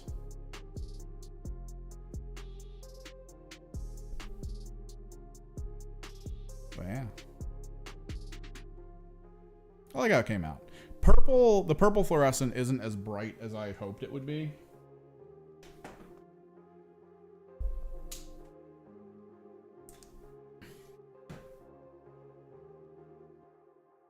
And I ordered a new base. I'm going to be transplanting him to a base, a different base.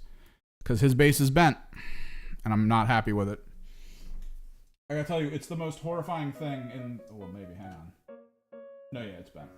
It's the most horrifying thing in the world when you're driving and you look over at the box that these things are in and you see him rocking back and forth whenever you make a turn. You're just like, no.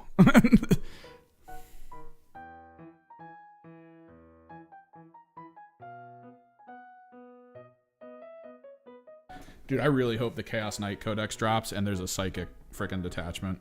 Please. Please give me a detachment that makes the Abominant stronger and I can, like, make one of my knights a psychic with an ability from, like, a list. I want... Dude, come on.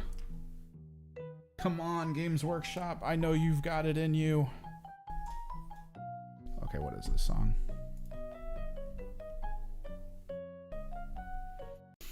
But yeah, I'm really looking forward to AOS. I bought some new stuff, so we're going to have some projects going forward. I've got 2 boxes of Screamers coming. We already have a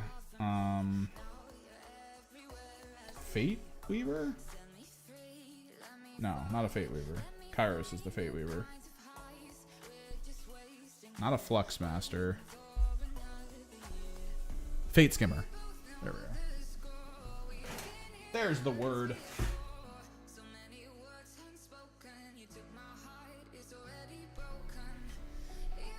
Yeah, we already have a Fate Skimmer. We're going to work on him at some point here.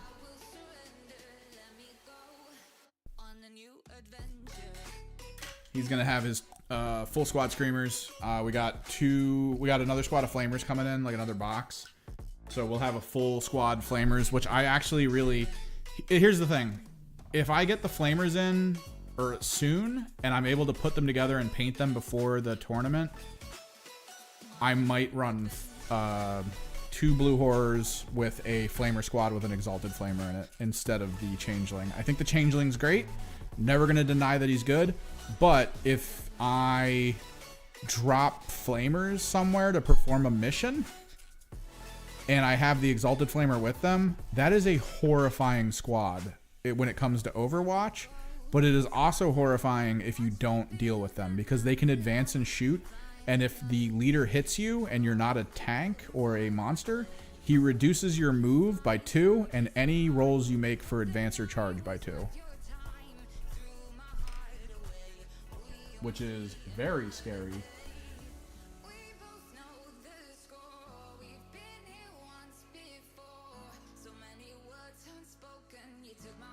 Because he also does a ton of damage. And then I think at that point I have a Chaos Demons army. I wonder how many more... I wonder what else I need to buy to make my Chaos Demons be complete after this new stuff that I'm getting. Let me take a look.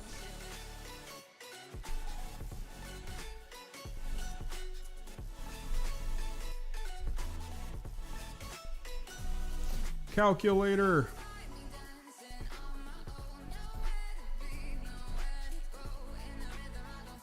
So we will have a Exalted Flamer, Fate Skimmer, Kairos Fate Weaver, Lord of Change, Changeling, Blue Horrors, Flamers, Screamers. So 65 plus 105 plus 270 plus 260. God, I wish he was 250. They could just make a Lord of Change 250. I'd be so happy. Changeling 90 plus Blue Horrors 125 plus 125 plus Flamers 150 plus. Wait, can I not do that? If I have 2 Blue Horror squads in, that's 250. That's 150. Oh no, I can do that. Because I can't go above 250, and the Exalted Flamer is 65. 150, 65. Yeah, we're good. It's close to a 500 point brick. And then we would have Screamers at 150 as well. So my Demons raw 1,340. So I got room. I got room to add stuff.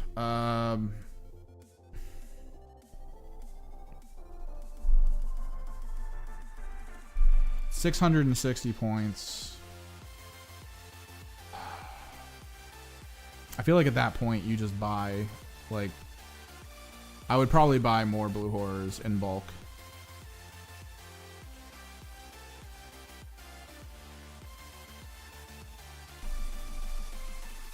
See, but that's the thing. I've built lists where at the end of the day, like once I'm done, my only thought in my head is, this is a fun list. Nothing's wrong with this list. There's no way in hell this list will be considered broken or imba. And then I use it. And it's a whole other story. It literally just goes the other direction. Like almost immediately. It's like, hey, your list is imba. It's like, what? Ow. Like, I've taken weird lists against people who have built pretty meta teams that do decently in tournaments, and I've utterly stomped them. With, like, barely any work. Which isn't, it's not me being like, haha, they're so bad. They tried, they did some good things, and it just didn't pan out like they thought against the list that I had. I had enough functional, like, roll adjusting for both, like, ally or enemy roll adjusting. I have all these things that just cause problems and make stuff not work the way you think it's gonna work. That all the units I brought that aren't considered strong are suddenly strong together. It's like, oh.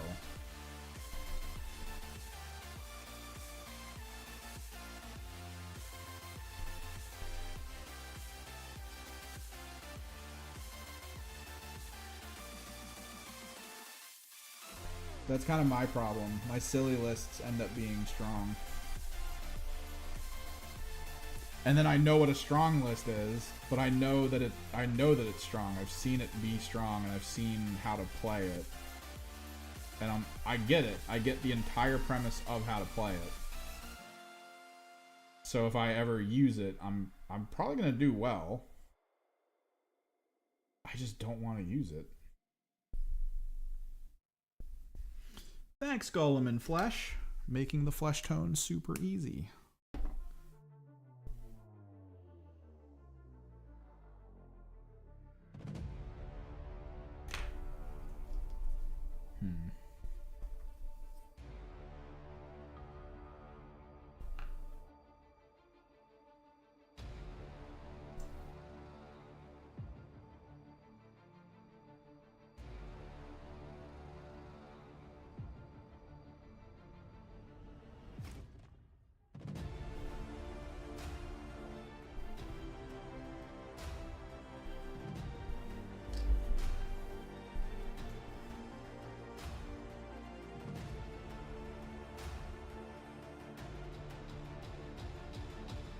So, like, I kind of want to build a goofy list, But if I build a goofy list and I do really well with it, I'm gonna be like, I feel like I need to walk away from Feel No Pains. Because Feel No Pains definitely piss people off the way that they used to. I gotta tell you, man.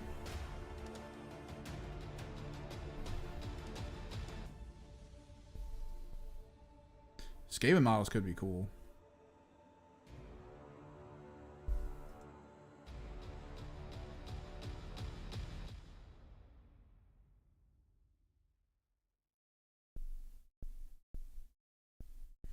Could be cool. I just want to see the rules. I want to see the rules. I want to see what changes. I want to see how it works. I know a lot of people are like, "Hey, the no melee range thing is now a thing." It's like, all right, that could be cool. Because it was hard using Zangors.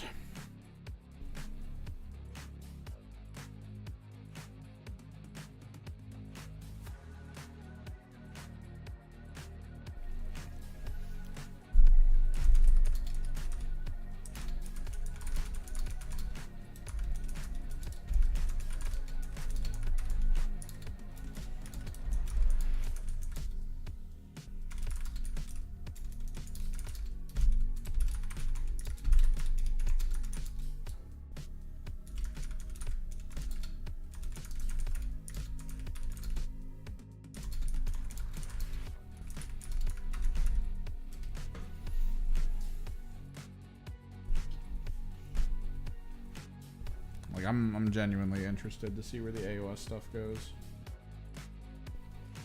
Hopefully they don't kind of ruin a lot of the things that I kind of like about it. Like, it sounds like they want the psychic stuff maybe to be in different moments. I don't know. It might cause issues. I think they need at least AOS to exist with a psychic phase that involves countering psychic abilities. Maybe, I don't know. I mean, we talked about the RNG concept of the game. Like, do you really need the countering phase, or do you just want psychic abilities to occur? And then maybe, just maybe, you might have like a character or a faction ability that goes like once every round, or depending on what kind of like secondary resource you have. If somebody uses a psychic ability or tries to use a psychic ability, you can declare that they don't. You can make it so that that psychic ability from that individual character does not go off. Like, is that a better way to approach it, since it's less RNG and more, you know, you've brought things to the table that are meant for specific stuff?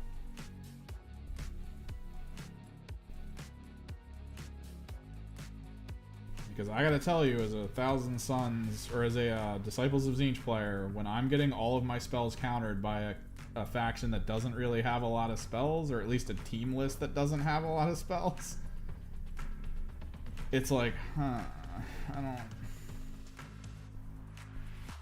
It feels weird to be the spell-focused team that is being held down by a non-spell-focused team.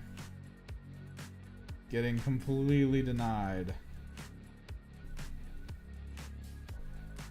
by a team that otherwise doesn't have any casting function is not something I expected.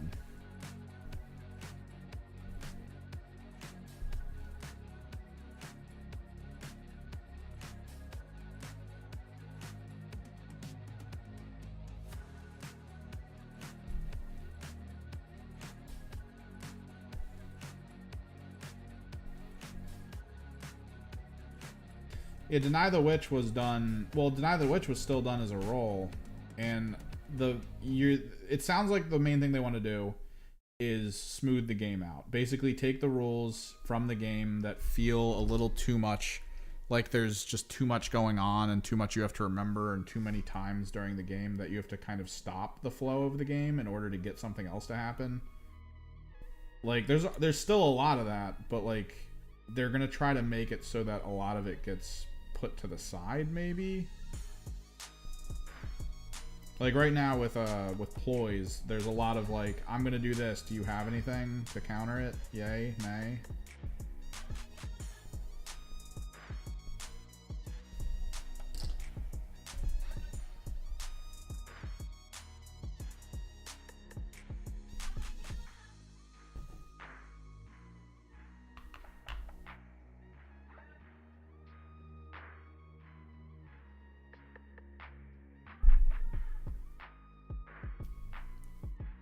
And that's kind of because tournaments, a round in a tournament is supposed to last what, 3 hours? I don't know how you do 3 hours easily. If you're constantly like, nah, hang on, let me counter. Let me think of using this ability. Let me do this. Let me do that. Like there's just an amount that happens in that situation of just like, man, why are we constantly slowing down the game? Why can't we just make the game go by a lot smoother? Is there something we can do or adjust to make it so that spell countering is a little bit more intuitive, a little bit more like you just straight up know it? You don't have to like stop and figure out like differences in these things and then make the roll. Because Deny the Witch involved pluses and minuses as well. I remember Thousand Suns had like all these things built in to like increase rolls that they throw out, and then other people that you could also like do things to mess with people's rolls. Like there's just so much going on in that one layer of the game that to remove it was actually kind of what needed to happen.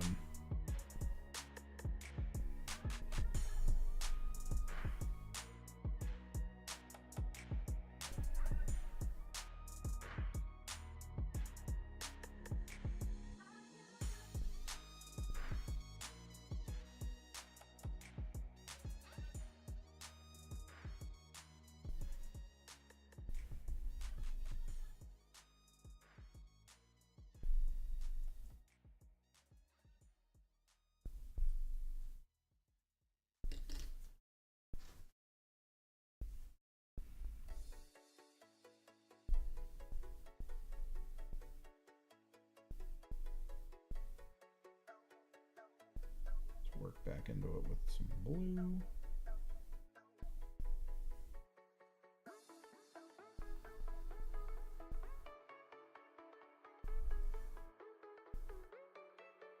So I don't know. We'll have to see.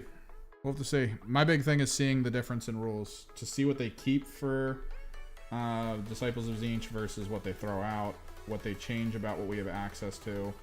Because it took me a while to get to a mental point where I'm like, all right, what they want me to do as a Disciple of Tzeentch player is to have a bunch of demons on the side so that I can summon them as we go and use them as body blockers and mission doers, and that's it. It's my whole purpose, is to constantly have a 2,000 point army or whatever it is on the field that then constantly increases. By the end of the game, I should have had at least 3,000 to 4,000 points at some point in time on the field. Like either coming through, dying, coming back, all that stuff. Like that seems to be the Disciple of Tzeentch method. Even when you look at other things like kill a unit, turn it into a chaos spawn. That's another type of thing like that. Use this spell to kill units, and then for whatever nearby Zangor squad you have, add Zangors to it in the amount of people you kill beyond what your total number is. Yeah. So your whole thing is to reduce the opponent while increasing your amount on your side of the field. That seems to be what their goal is for what they want you to do. And I get it. Oh yeah, the Horus Heresy Admech. That sounds kind of cool. Alright, let's figure out what kind of cloth color we want. I think I want... Where's my Shyish purple?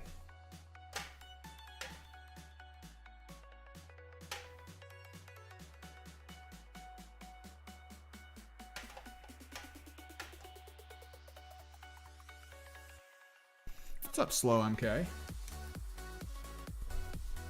We're talking Adepticon. We're talking list building for some games I've got coming up.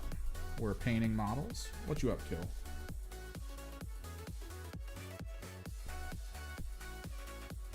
Anything from Adepticon kind of blow you away? Get you excited about stuff? The kill team models? Any of the rules information coming out? Chaos Space Marine stuff for 40k? I would like to point out that they haven't really shown too many Emperor's Children things.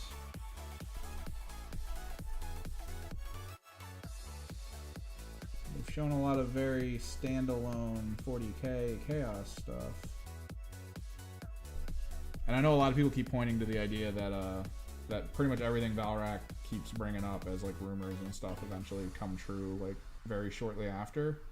And I think he's one of the people that's been harping on about the Emperor's Children becoming their own faction soon. Could be weird. I still think it comes down to when the Chaos Space Marine Codex drops, if there's nothing in it about Emperor's Children. If Lucius isn't in there or anything.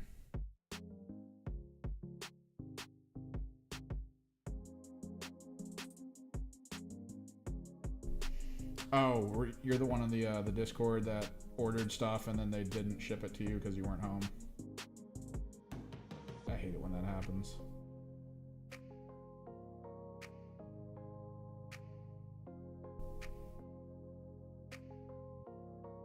It's so difficult because you can't set like pickup times, right? So if you have to be out, and that's like the one day UPS finally decides, hey, let's ship it to them early or something, you're just screwed.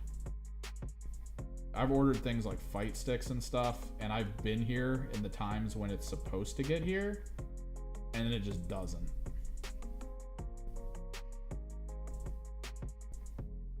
And then when it doesn't show up, it's just like, well, and then you get the thing next day that's like, hey, you weren't there, so we dropped it off at this store you can go pick it up at. God damn it, dude. The one day you didn't stick to your schedule.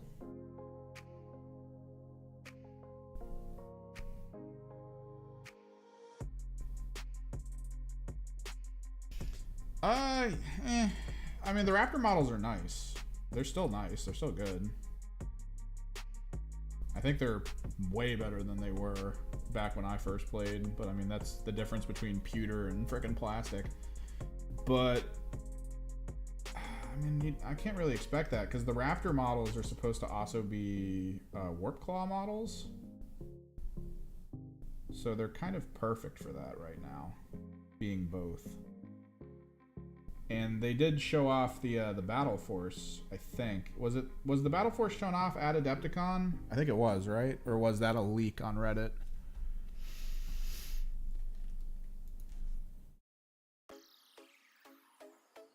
Dude, sometimes they don't. I used to, the apartment I lived at when I was in college, we were having horrible internet connections, which was problematic since pretty much every person in my apartment like needed the internet to be pretty constant. So we contacted Comcast because they were the only ones that had internet at our building. And we were like, look, you got to send a guy out. And they were like, all right, a guy will be out at this time. And they gave us the time. So we woke up early that day. We woke up early. We hung out in the kitchen area near the front door. When we woke up, we looked outside, checked outside to see if there was anything going on. And there was nothing, right? There wasn't anyone frickin', we didn't have a piece of paper on our door, nothing, right? So we were hanging out till the time the end of the time where they said that they would be there. And we were like, oh, why did they haven't come? Like, no knock, nothing. So we opened the door and there was a piece of paper on our front doors claiming that they knocked and we didn't open. Which means the person came to our door and just didn't feel like doing the work. So they just put the sign on the door and walked away.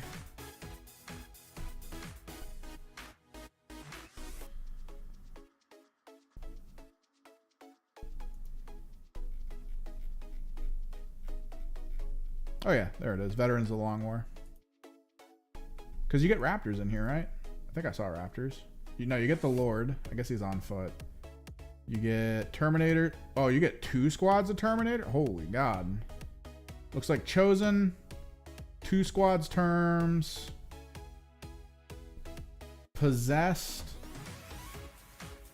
And Legionary. This is actually a really good start as a battle force. That's not bad.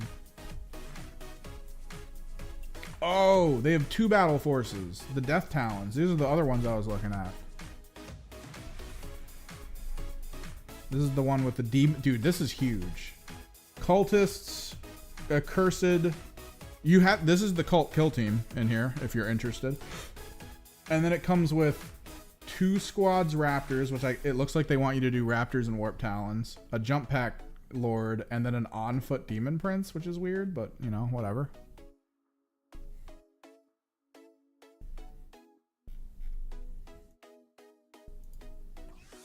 I think the on-foot Demon Prince for Chaos Space Marines is one of the worst ones. He used to be good, but I think he's bad now. I think he just provides benefit of cover to everyone nearby. I need to take a look at him. I remember reading his rule and being like, oh god, who would want that for that amount of points?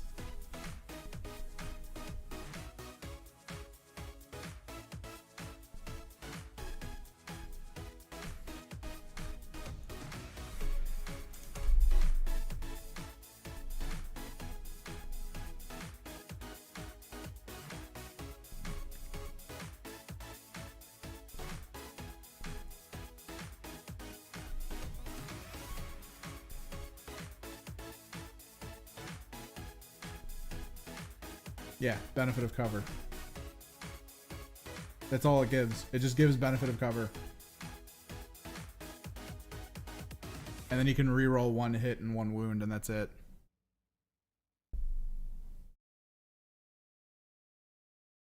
No, that's what I'm saying. If the Codex comes out and dude, it's gonna be posted in the Emperor's Children subreddit right away. Someone's gonna post, hey, Lucius isn't in here. Brace for impact or something. Like it's gonna be that kind of situation where we clearly see that that's about to happen. I'm gonna go to the bathroom and we're gonna try to get all the base flat colors down on this guy before I gotta head out. So let me take a leak real quick. BRB.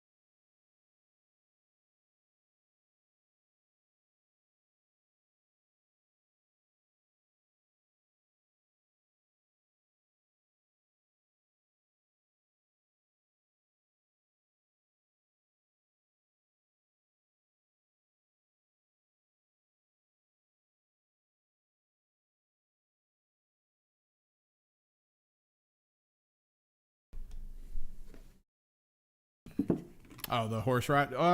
You grabbed the knights, right? Yeah, I remember back when I played 40k. I did buy because I wanted to have a squad of melee centric freaking word bearers. So I was looking around at the models and I looked over and I saw Chaos Knights, like the on foot soldiers from, at the time it was Fantasy. It was just Warhammer Fantasy. And I was like, oh, dude, let's go with them.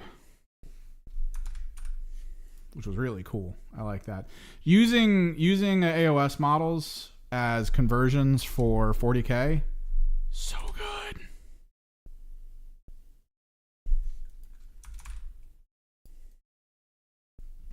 My music seems to have ended. Hang on.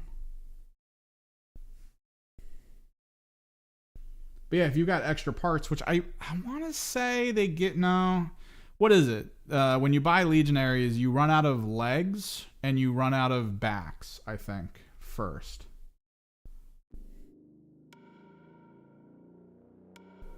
No, yeah, dude. That's why when in 40k, my chaos spawn are Ogroids. Ogroids come in boxes of 3 instead of 2, so you only need 2 boxes to get all of your chaos spawn, and they're the same size base and practically the same size model. I think in some instances the Ogroids are slightly larger. And I'm genuinely looking at let me pull them up actually in the shop. Age of Sigmar. Death, Bone Reapers, I think are the thing. It's either that or Soul Blights. Chaos. Blaze the Darkness.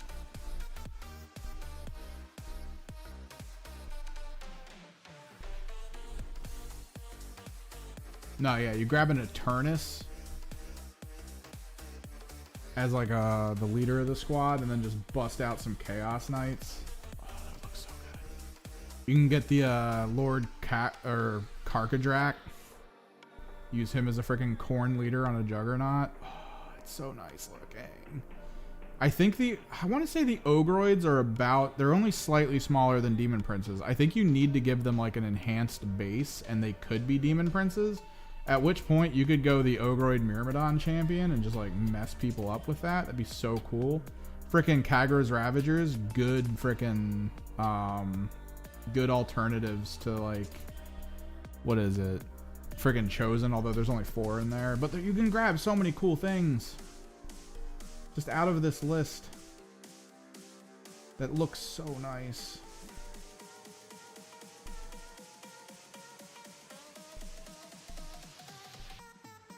Even just like, let's say you're playing, okay. So I was watching a World Eater player, and he was using, I want to say they're the Jackals. I'm trying to remember the name of the unit. But he used, instead of the normal Jackal models, he used the frickin', oh my god, why am I blanking on this now? Felgor. He used the Felgor. I want to say it was Armies of Chaos, World Leaders. I think it's Jackals that he replaced them with. Yeah. Yeah, it was the Jackals. Because the Jackals are just shirtless dudes with chain axes and swords. So he just did Felgor. He just used squads of Felgor in their place. Like, you could probably just buy Beastmen and use them in that way. There's a lot of really cool models, though. Like the Centaur Marshal you could probably use as like a really fun Demon Prince. It looks like he's on a Demon Prince base.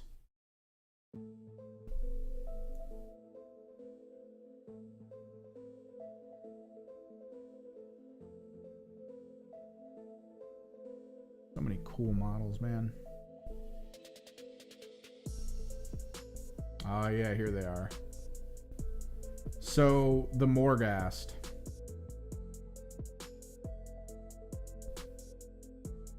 I need to know how big the Morghast are. Also, Necropolis Stalkers. I'm pretty sure the Necropolis Stalkers are going to be too small. The Morghast, like, when I look at a Demon Prince, the base for the Demon Prince is big, but the model doesn't feel big. If that makes sense. Shop. Warhammer 40k. Actually, no, I'm right here. Demon Prince. So he's, yeah, okay. So the base is the exact same size, 60 millimeter. He is a 60 millimeter base. He's this big. The Morghast, I think the Morghasts are the same exact size as the Demon Prince. So for $70, I can get 2 winged Demon Princes. Or $80, I can get 1. My plan would be to paint them all gold to match my Thousand Sun look. And then I would just have a bunch of friggin' Demon Princes for like... That's less than half. I'm interested. I'm interested in the Brood Brothers. I am. I'm just not too sure on where it's going to go. On like what they're going to be able to do, I guess.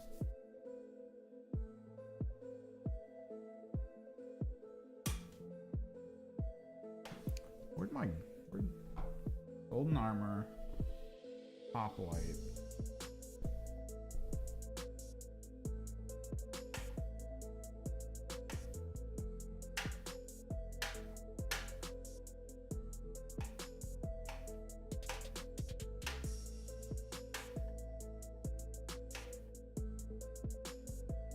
Golden armor. Let's try glittering. What I mean by that is they hinted, right? They showed that the Patriarch's in, and the Patriarch is massive as a model. Like it's going to be weird to see what they do to make the rules work, is all I'm going to say. But they also said that you're going to have to take stuff out in order to put him in. Ooh, glittering looks nice. I don't think I've ever used glittering gold speed paint. It's like slightly red. Nice.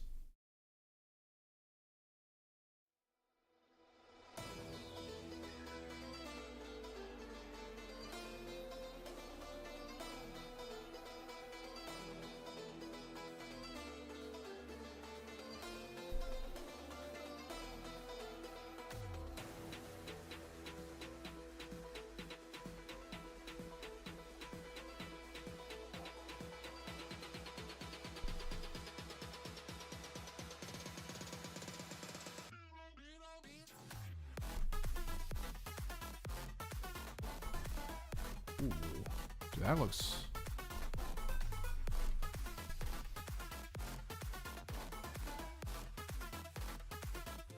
That looks good. And yeah, Edgelord Votann look cool. Do you think they have to be used in 40k at some point? I guess they're gonna get a card, because the thing we've been worried about up till this point is that a lot of the squads, or at least I've been worried about, is that a lot of the squads are just going to be updates for 40k, which is what we keep getting. Like the Night Lord Sprue upgrade is just most likely going to end up being a Night Lord Sprue upgrade for 40k, most likely for when the Codex drops, to be able to get more Night Lordy looking stuff on the field. Mandrakes, that's an upgrade. Scorpions, upgrade. Scouts were already an upgrade. It was just getting a squad at that point for Kill Team for the release. Like everything just kind of felt like it was just going to be meant for 40k, but have Kill Team rules. That way they don't have to deal with kind of cross-selling too much. Weirdly, this Votann squad actually feels very Kill Team specific. I imagine they're going to have decent rules for 40k put into place, but they actually look like they have a little bit of effort put in to be Kill Team specific. Like the guy that has all those mines looks really unique. The sniper looks very set up for being a specific type of unit.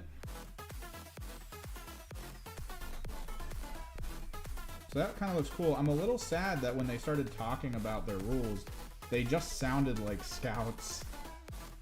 Because they were like, oh yeah, they're the position between elite and horde, while having really good gear and stuff. And I was like, that's the scouts. And then they were like, oh yeah, and also, you can forward deploy them. Okay, so scouts. They can place traps. All right, so scouts. It's like, did you guys run out of ideas? But I kind of get it. I mean, they are a scout squad. It's just, you know, again, yet another day of us not having a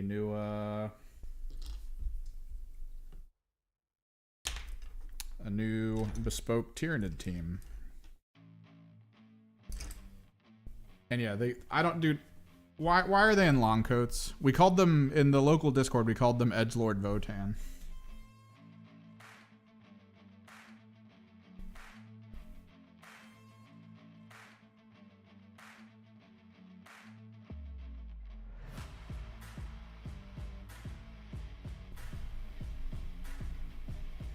Like, these are the Votann that shopped at Hot Topic.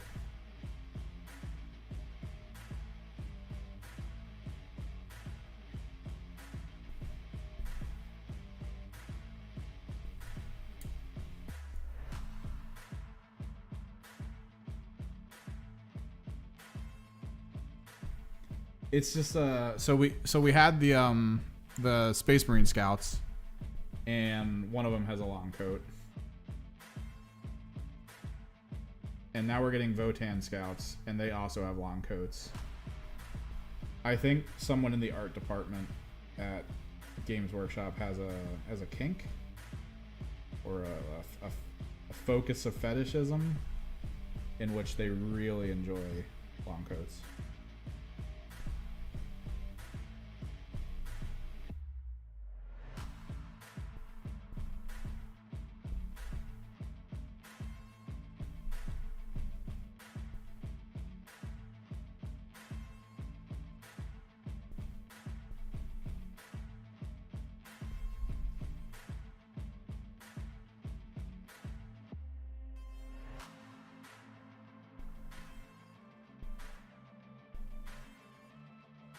I don't know if you guys know how I painted my Votan for Kill Team. I actually painted their skin gold. I liked the idea of them being like weird rock creatures under those armors because they're genetically designed to work in extremely harsh environments. I always thought like, well, what if part of their genetic alteration actually made their skin stone?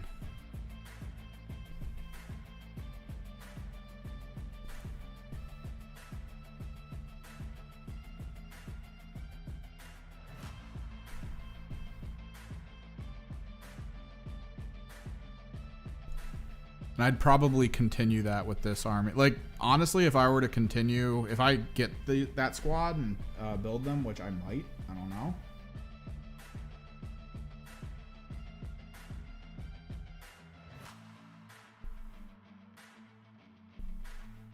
I'll probably try to stick to the same concept of color scheme. The armor's going to be white. A lot of like the rubber components for the armor, like the spacesuit rubber looking stuff, is going to be Leviathan blue. We'll have to pick a color for the long coat, and I'm probably going to underglow them magenta. And then do the thing where the planet surface they're on just looks like cracked up magenta plating.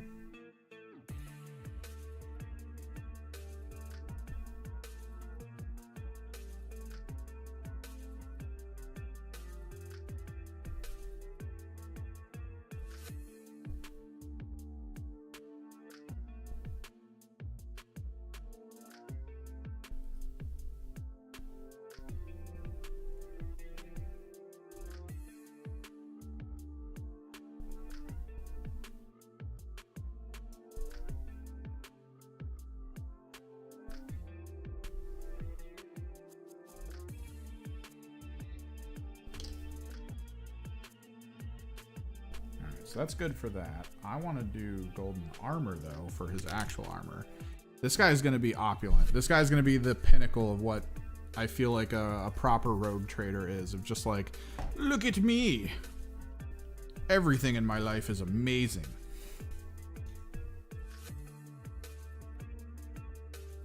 After having played rogue trader,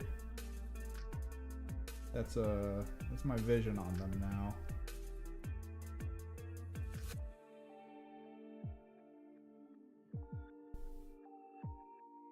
They're spoiled human beings who have the peak of technology on their side. We're told they get to lead basically by decree of a god.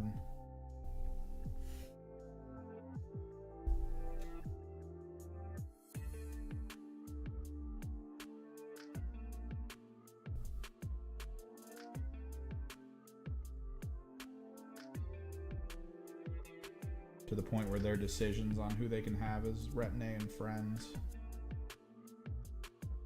overrides the imperial decree of like abhor the Xenos. Like you can just take mercenaries from any faction you want.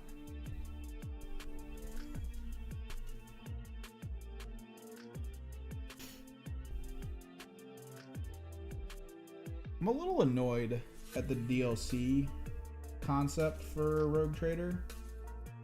I was looking into it. I beat it recently, and I was like, "Oh, that was actually really fun." And then I looked into the DLC info, and it's you're gonna have to go back and play again if you want to experience the DLC. The DLC is just extensions to the standard story. which kind of makes me mad that I didn't just wait to play it later. Because they were kind of clear that what you're going to experience with that is, like, during the story, you'll get new companions that you wouldn't have normally had in your general run. So, like, you can get a Death Cult Assassin as an ally, which is kind of cool. They talked about how a lot of what they want to happen in the expansion is going to involve, like, more ship-based stuff, because your ship sort of just became, like, as you're flying around, you'd have to complete missions to protect your ship from the inside, from, you know, demons or whatever.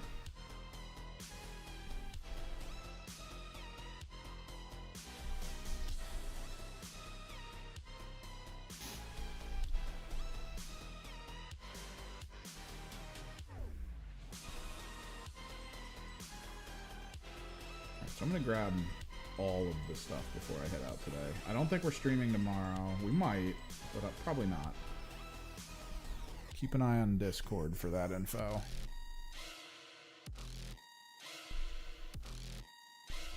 What do we want to do for his jacket?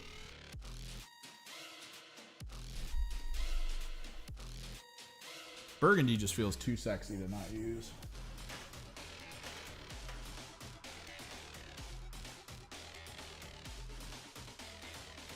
Ooh, Vulpes pink though.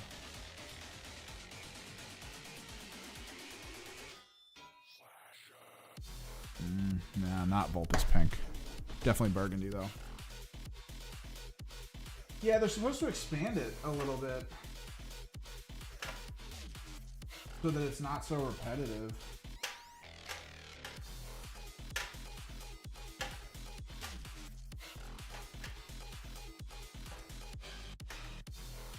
Also, if you had enough equipment in your hull, you never needed to really do those anyway.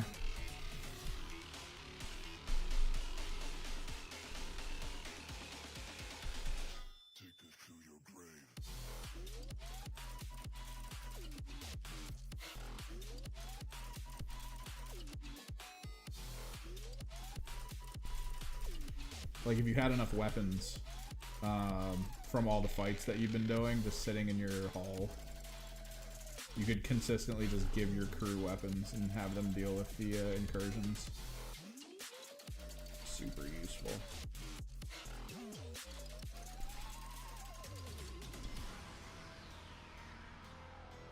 Oh, this is the song that goes hard on the drums. This song's about to go crazy. Here we go.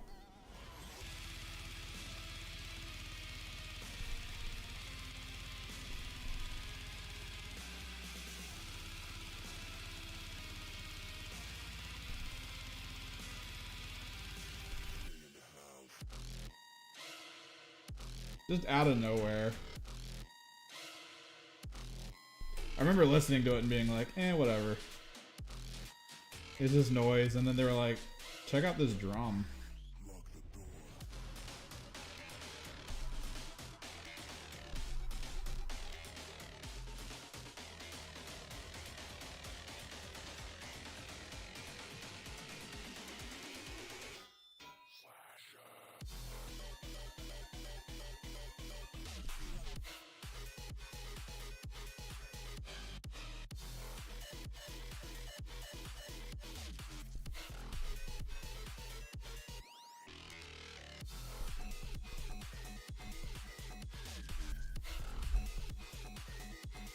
So I'm trying to pace my purchases for 40k now. For Games Workshop stuff in general. I think the next thing we want to buy, because I'm not pressured right now into being like, man, I really want to finish a Chaos Demons army. Nope, don't really care. Chaos Demons are definitely on like the way back burner. Like, I've picked up more just because I think they could be really good as allies. That's the only reason I got them. but I am at that point of like, I could go all in and go demons, and that could be kind of fun. But I don't think I want to. Instead, Underworlds is getting that expansion. The Moon Tower.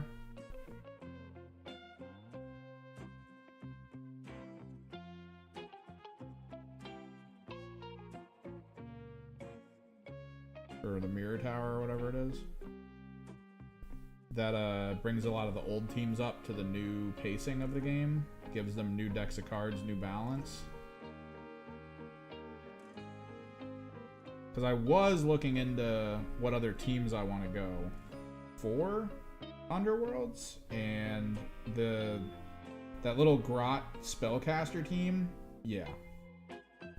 I think they'd be fun. So seeing them be part of this box with an updated Rivals deck is like, oh yeah, that's cool.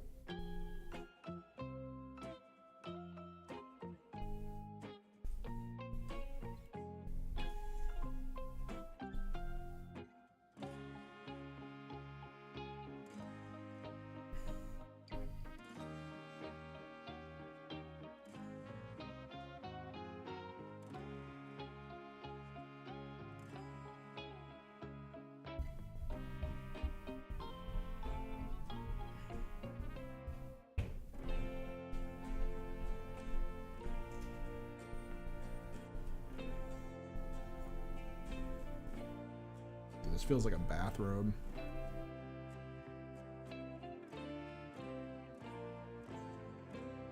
Oh, dude, frickin',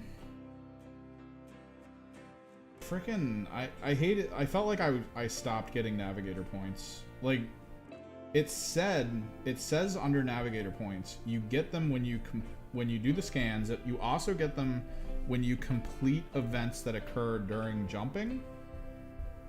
And I would complete events and get no points.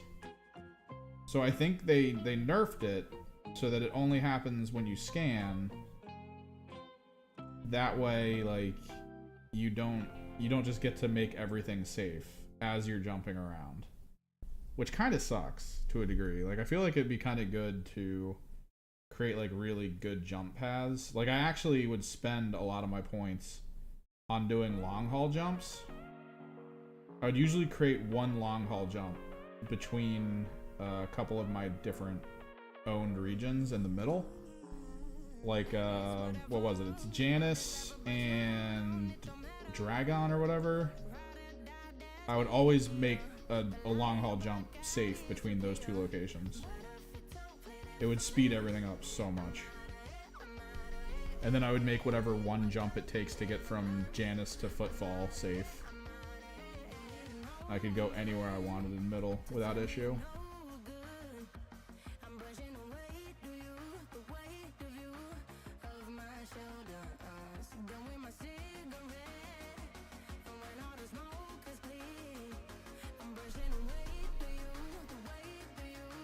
Dude, he looks a little like Hugh Hefner right now.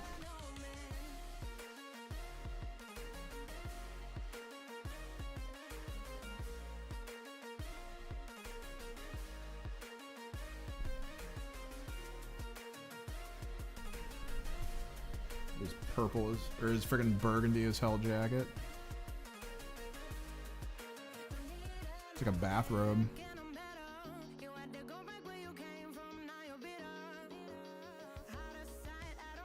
I don't think I've ever gotten that event then. The whole last half of the game, I ran around with 0 points.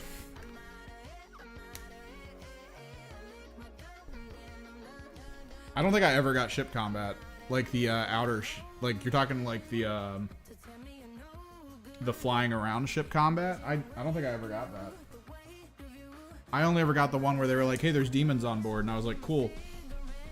I got to a point with my combo where Irelet, dude, Irelet as an assassin, I want to say is what I made her go. What I had her doing by the end of that game was like war crimes. I would make Jai, who had huge, Jai had frickin' ridiculous agility. so she was always basically going first. She would make Irilette go, and Irilette as an assassin had just enough frickin' be able to kill someone without needing to, you know, spend points on it situations that I could easily kill 2 people, and I had it spec'd high enough in the game that that would give my team full momentum. Like, her just doing that damage was just enough to make me go to full momentum.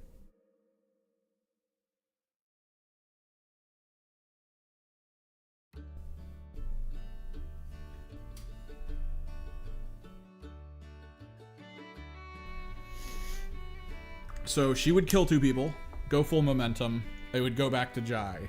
Jai would then use her ability to make you actually go for a full turn on Irilette. Then Irilette would kill 3 people because the way her abilities stacked as an assassin, I had her hitting people for 3,000 damage. It was so stupid. Because you could freely make a weak point facing Irilette, and then Irilette would use the ability that was like, if it hits a weak point, it's basically a guaranteed crit, and it does like 400% more damage. So it was just dead. You'd pick a big unit. I one-tapped a Hellbrute. It was so stupid. So some of the bosses, they changed it so that the bosses didn't have damage breaker points, where if they got to a certain low health, they would basically run at you and start attacking. They got rid of that on some bosses, so I just one-tap those bosses. But on other bosses, they didn't get rid of it, so there would be moments in time where I would fire on someone with Irilette, and that individual would then take 2 turns of actions doing things, and then die. It was so weird. She was so strong, man.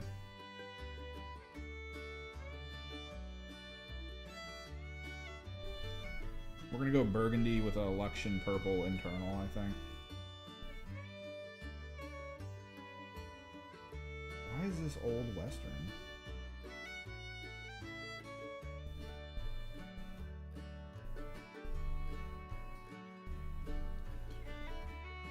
About as long as it took for me to realize that at different points in time during that game, he'll change what he says based on what the momentum is.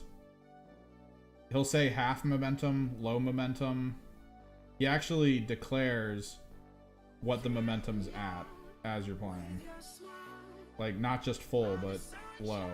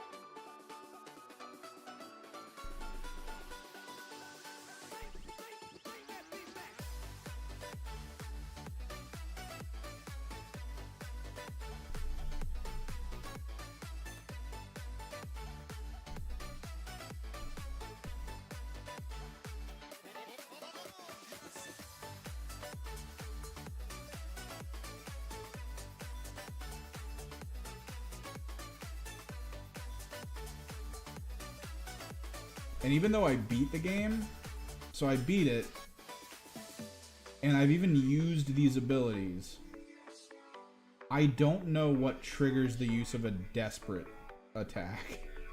I still don't know. I've used the abilities, but I've used them on people I feel like who had a ton of health.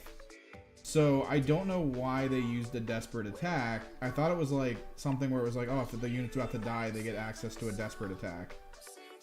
And I was like, oh, that's crazy. But then, like, I've had units that are at pretty much full health use desperate attacks, and I don't know. I don't know why that happened. This guy's coming together, but I gotta get moving. I gotta start packing the stuff up to make sure I have it on hand. Yeah. Hang on. Focus. Focus. Do it. Do it. Luxion purple internal, burgundy external. Golden armor, chest plate, eyeglass, ear cover, glittering gold for the weapon, phosphorescent on the blade, which means it is blacklight. It looks nice because that actually does look like kind of metal that's been superheated. But I'm not losing the fight though. I don't even lose characters. All characters up, everything doing well. I'm feeling like it's good, and then all of a sudden I noticed that one of my abilities was red, meaning it was the desperate version instead of the momentum version. And I was like, why is it desperate? Nothing here should make me have to deal with it being desperate. I don't know. Either way, we are very close to being done the Black Fortress models. I'm happy with this. We might stream tomorrow. Follow on Discord or Twitter or whatever. I'll announce when I'm going live. If I'm going live tomorrow, we'll see. I have a doctor's appointment, but it is later in the day, so I don't have to worry about it as much in the morning. So we might be able to get one of these guys done, or at least maybe even more. We've got the 2 Ratlings and the Rogue Trader, and that's it. The bases on the little models are getting finished. These guys are pretty much done at this point. Most of the Black Fortress models are done, which is really cool. Then we'll be able to work on another kill team, which is probably gonna be the orcs, I'm thinking.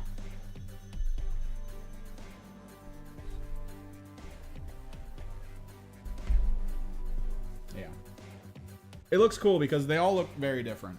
I actually really like how different they all look. It's kind of what makes this fun. If they were all similar in visual, like this would have been done forever ago, because I would have just quickly did like a consistent style like the whole way through. But the fact that they all look very different from each other is just so cool. But yeah, we'll probably work on the Orc Commando team next. And then I might work on the Kroot Farstalkers after them, because I have those.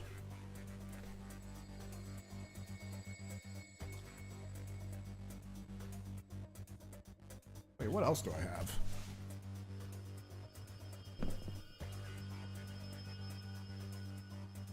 Oh, we also have Breachers. We've got the freaking Imperial Navy Breachers. I forgot about them. Imperial Navy Breachers, Farstalker Kinband, Orc Commandos, Vet Guard. So we got a lot to do. And then I've got my demons to work on at some point here. Okay, emergency next week if I get the Flamers. Because I am thinking of doing 2 Blue Horrors, Flamers with an Exalted Flamer for my Alliance brick, for my Knights, for the game next Saturday. Not this Saturday, next Saturday. Also, if I get the base in to replace the base on my current Castigator, I'm probably going to do that as well, because again, he rocks back and forth. It is horrifying when you look at the box and you see him just kind of like roll back and forth slightly. I hate it. But yeah, maybe stream tomorrow, maybe not. I don't know. Check out the Discord. We'll try to talk in there. We can also continue the conversation there throughout the day, because there was a lot of fun announcements at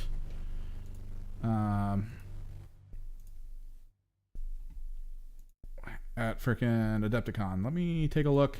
For those who are interested in checking someone else out, I don't think there's a raid system in YouTube yet, right? YouTube doesn't have like a raid function for me to be like, hey, go check this guy out. So what I'm going to do is I'm going to drop a link in here for you guys. Let me mute the tab. Copy video. This is the 40K tournament going on at Adepticon right now. Wargames Live. They're usually good with it. So go check them out. Go check them out.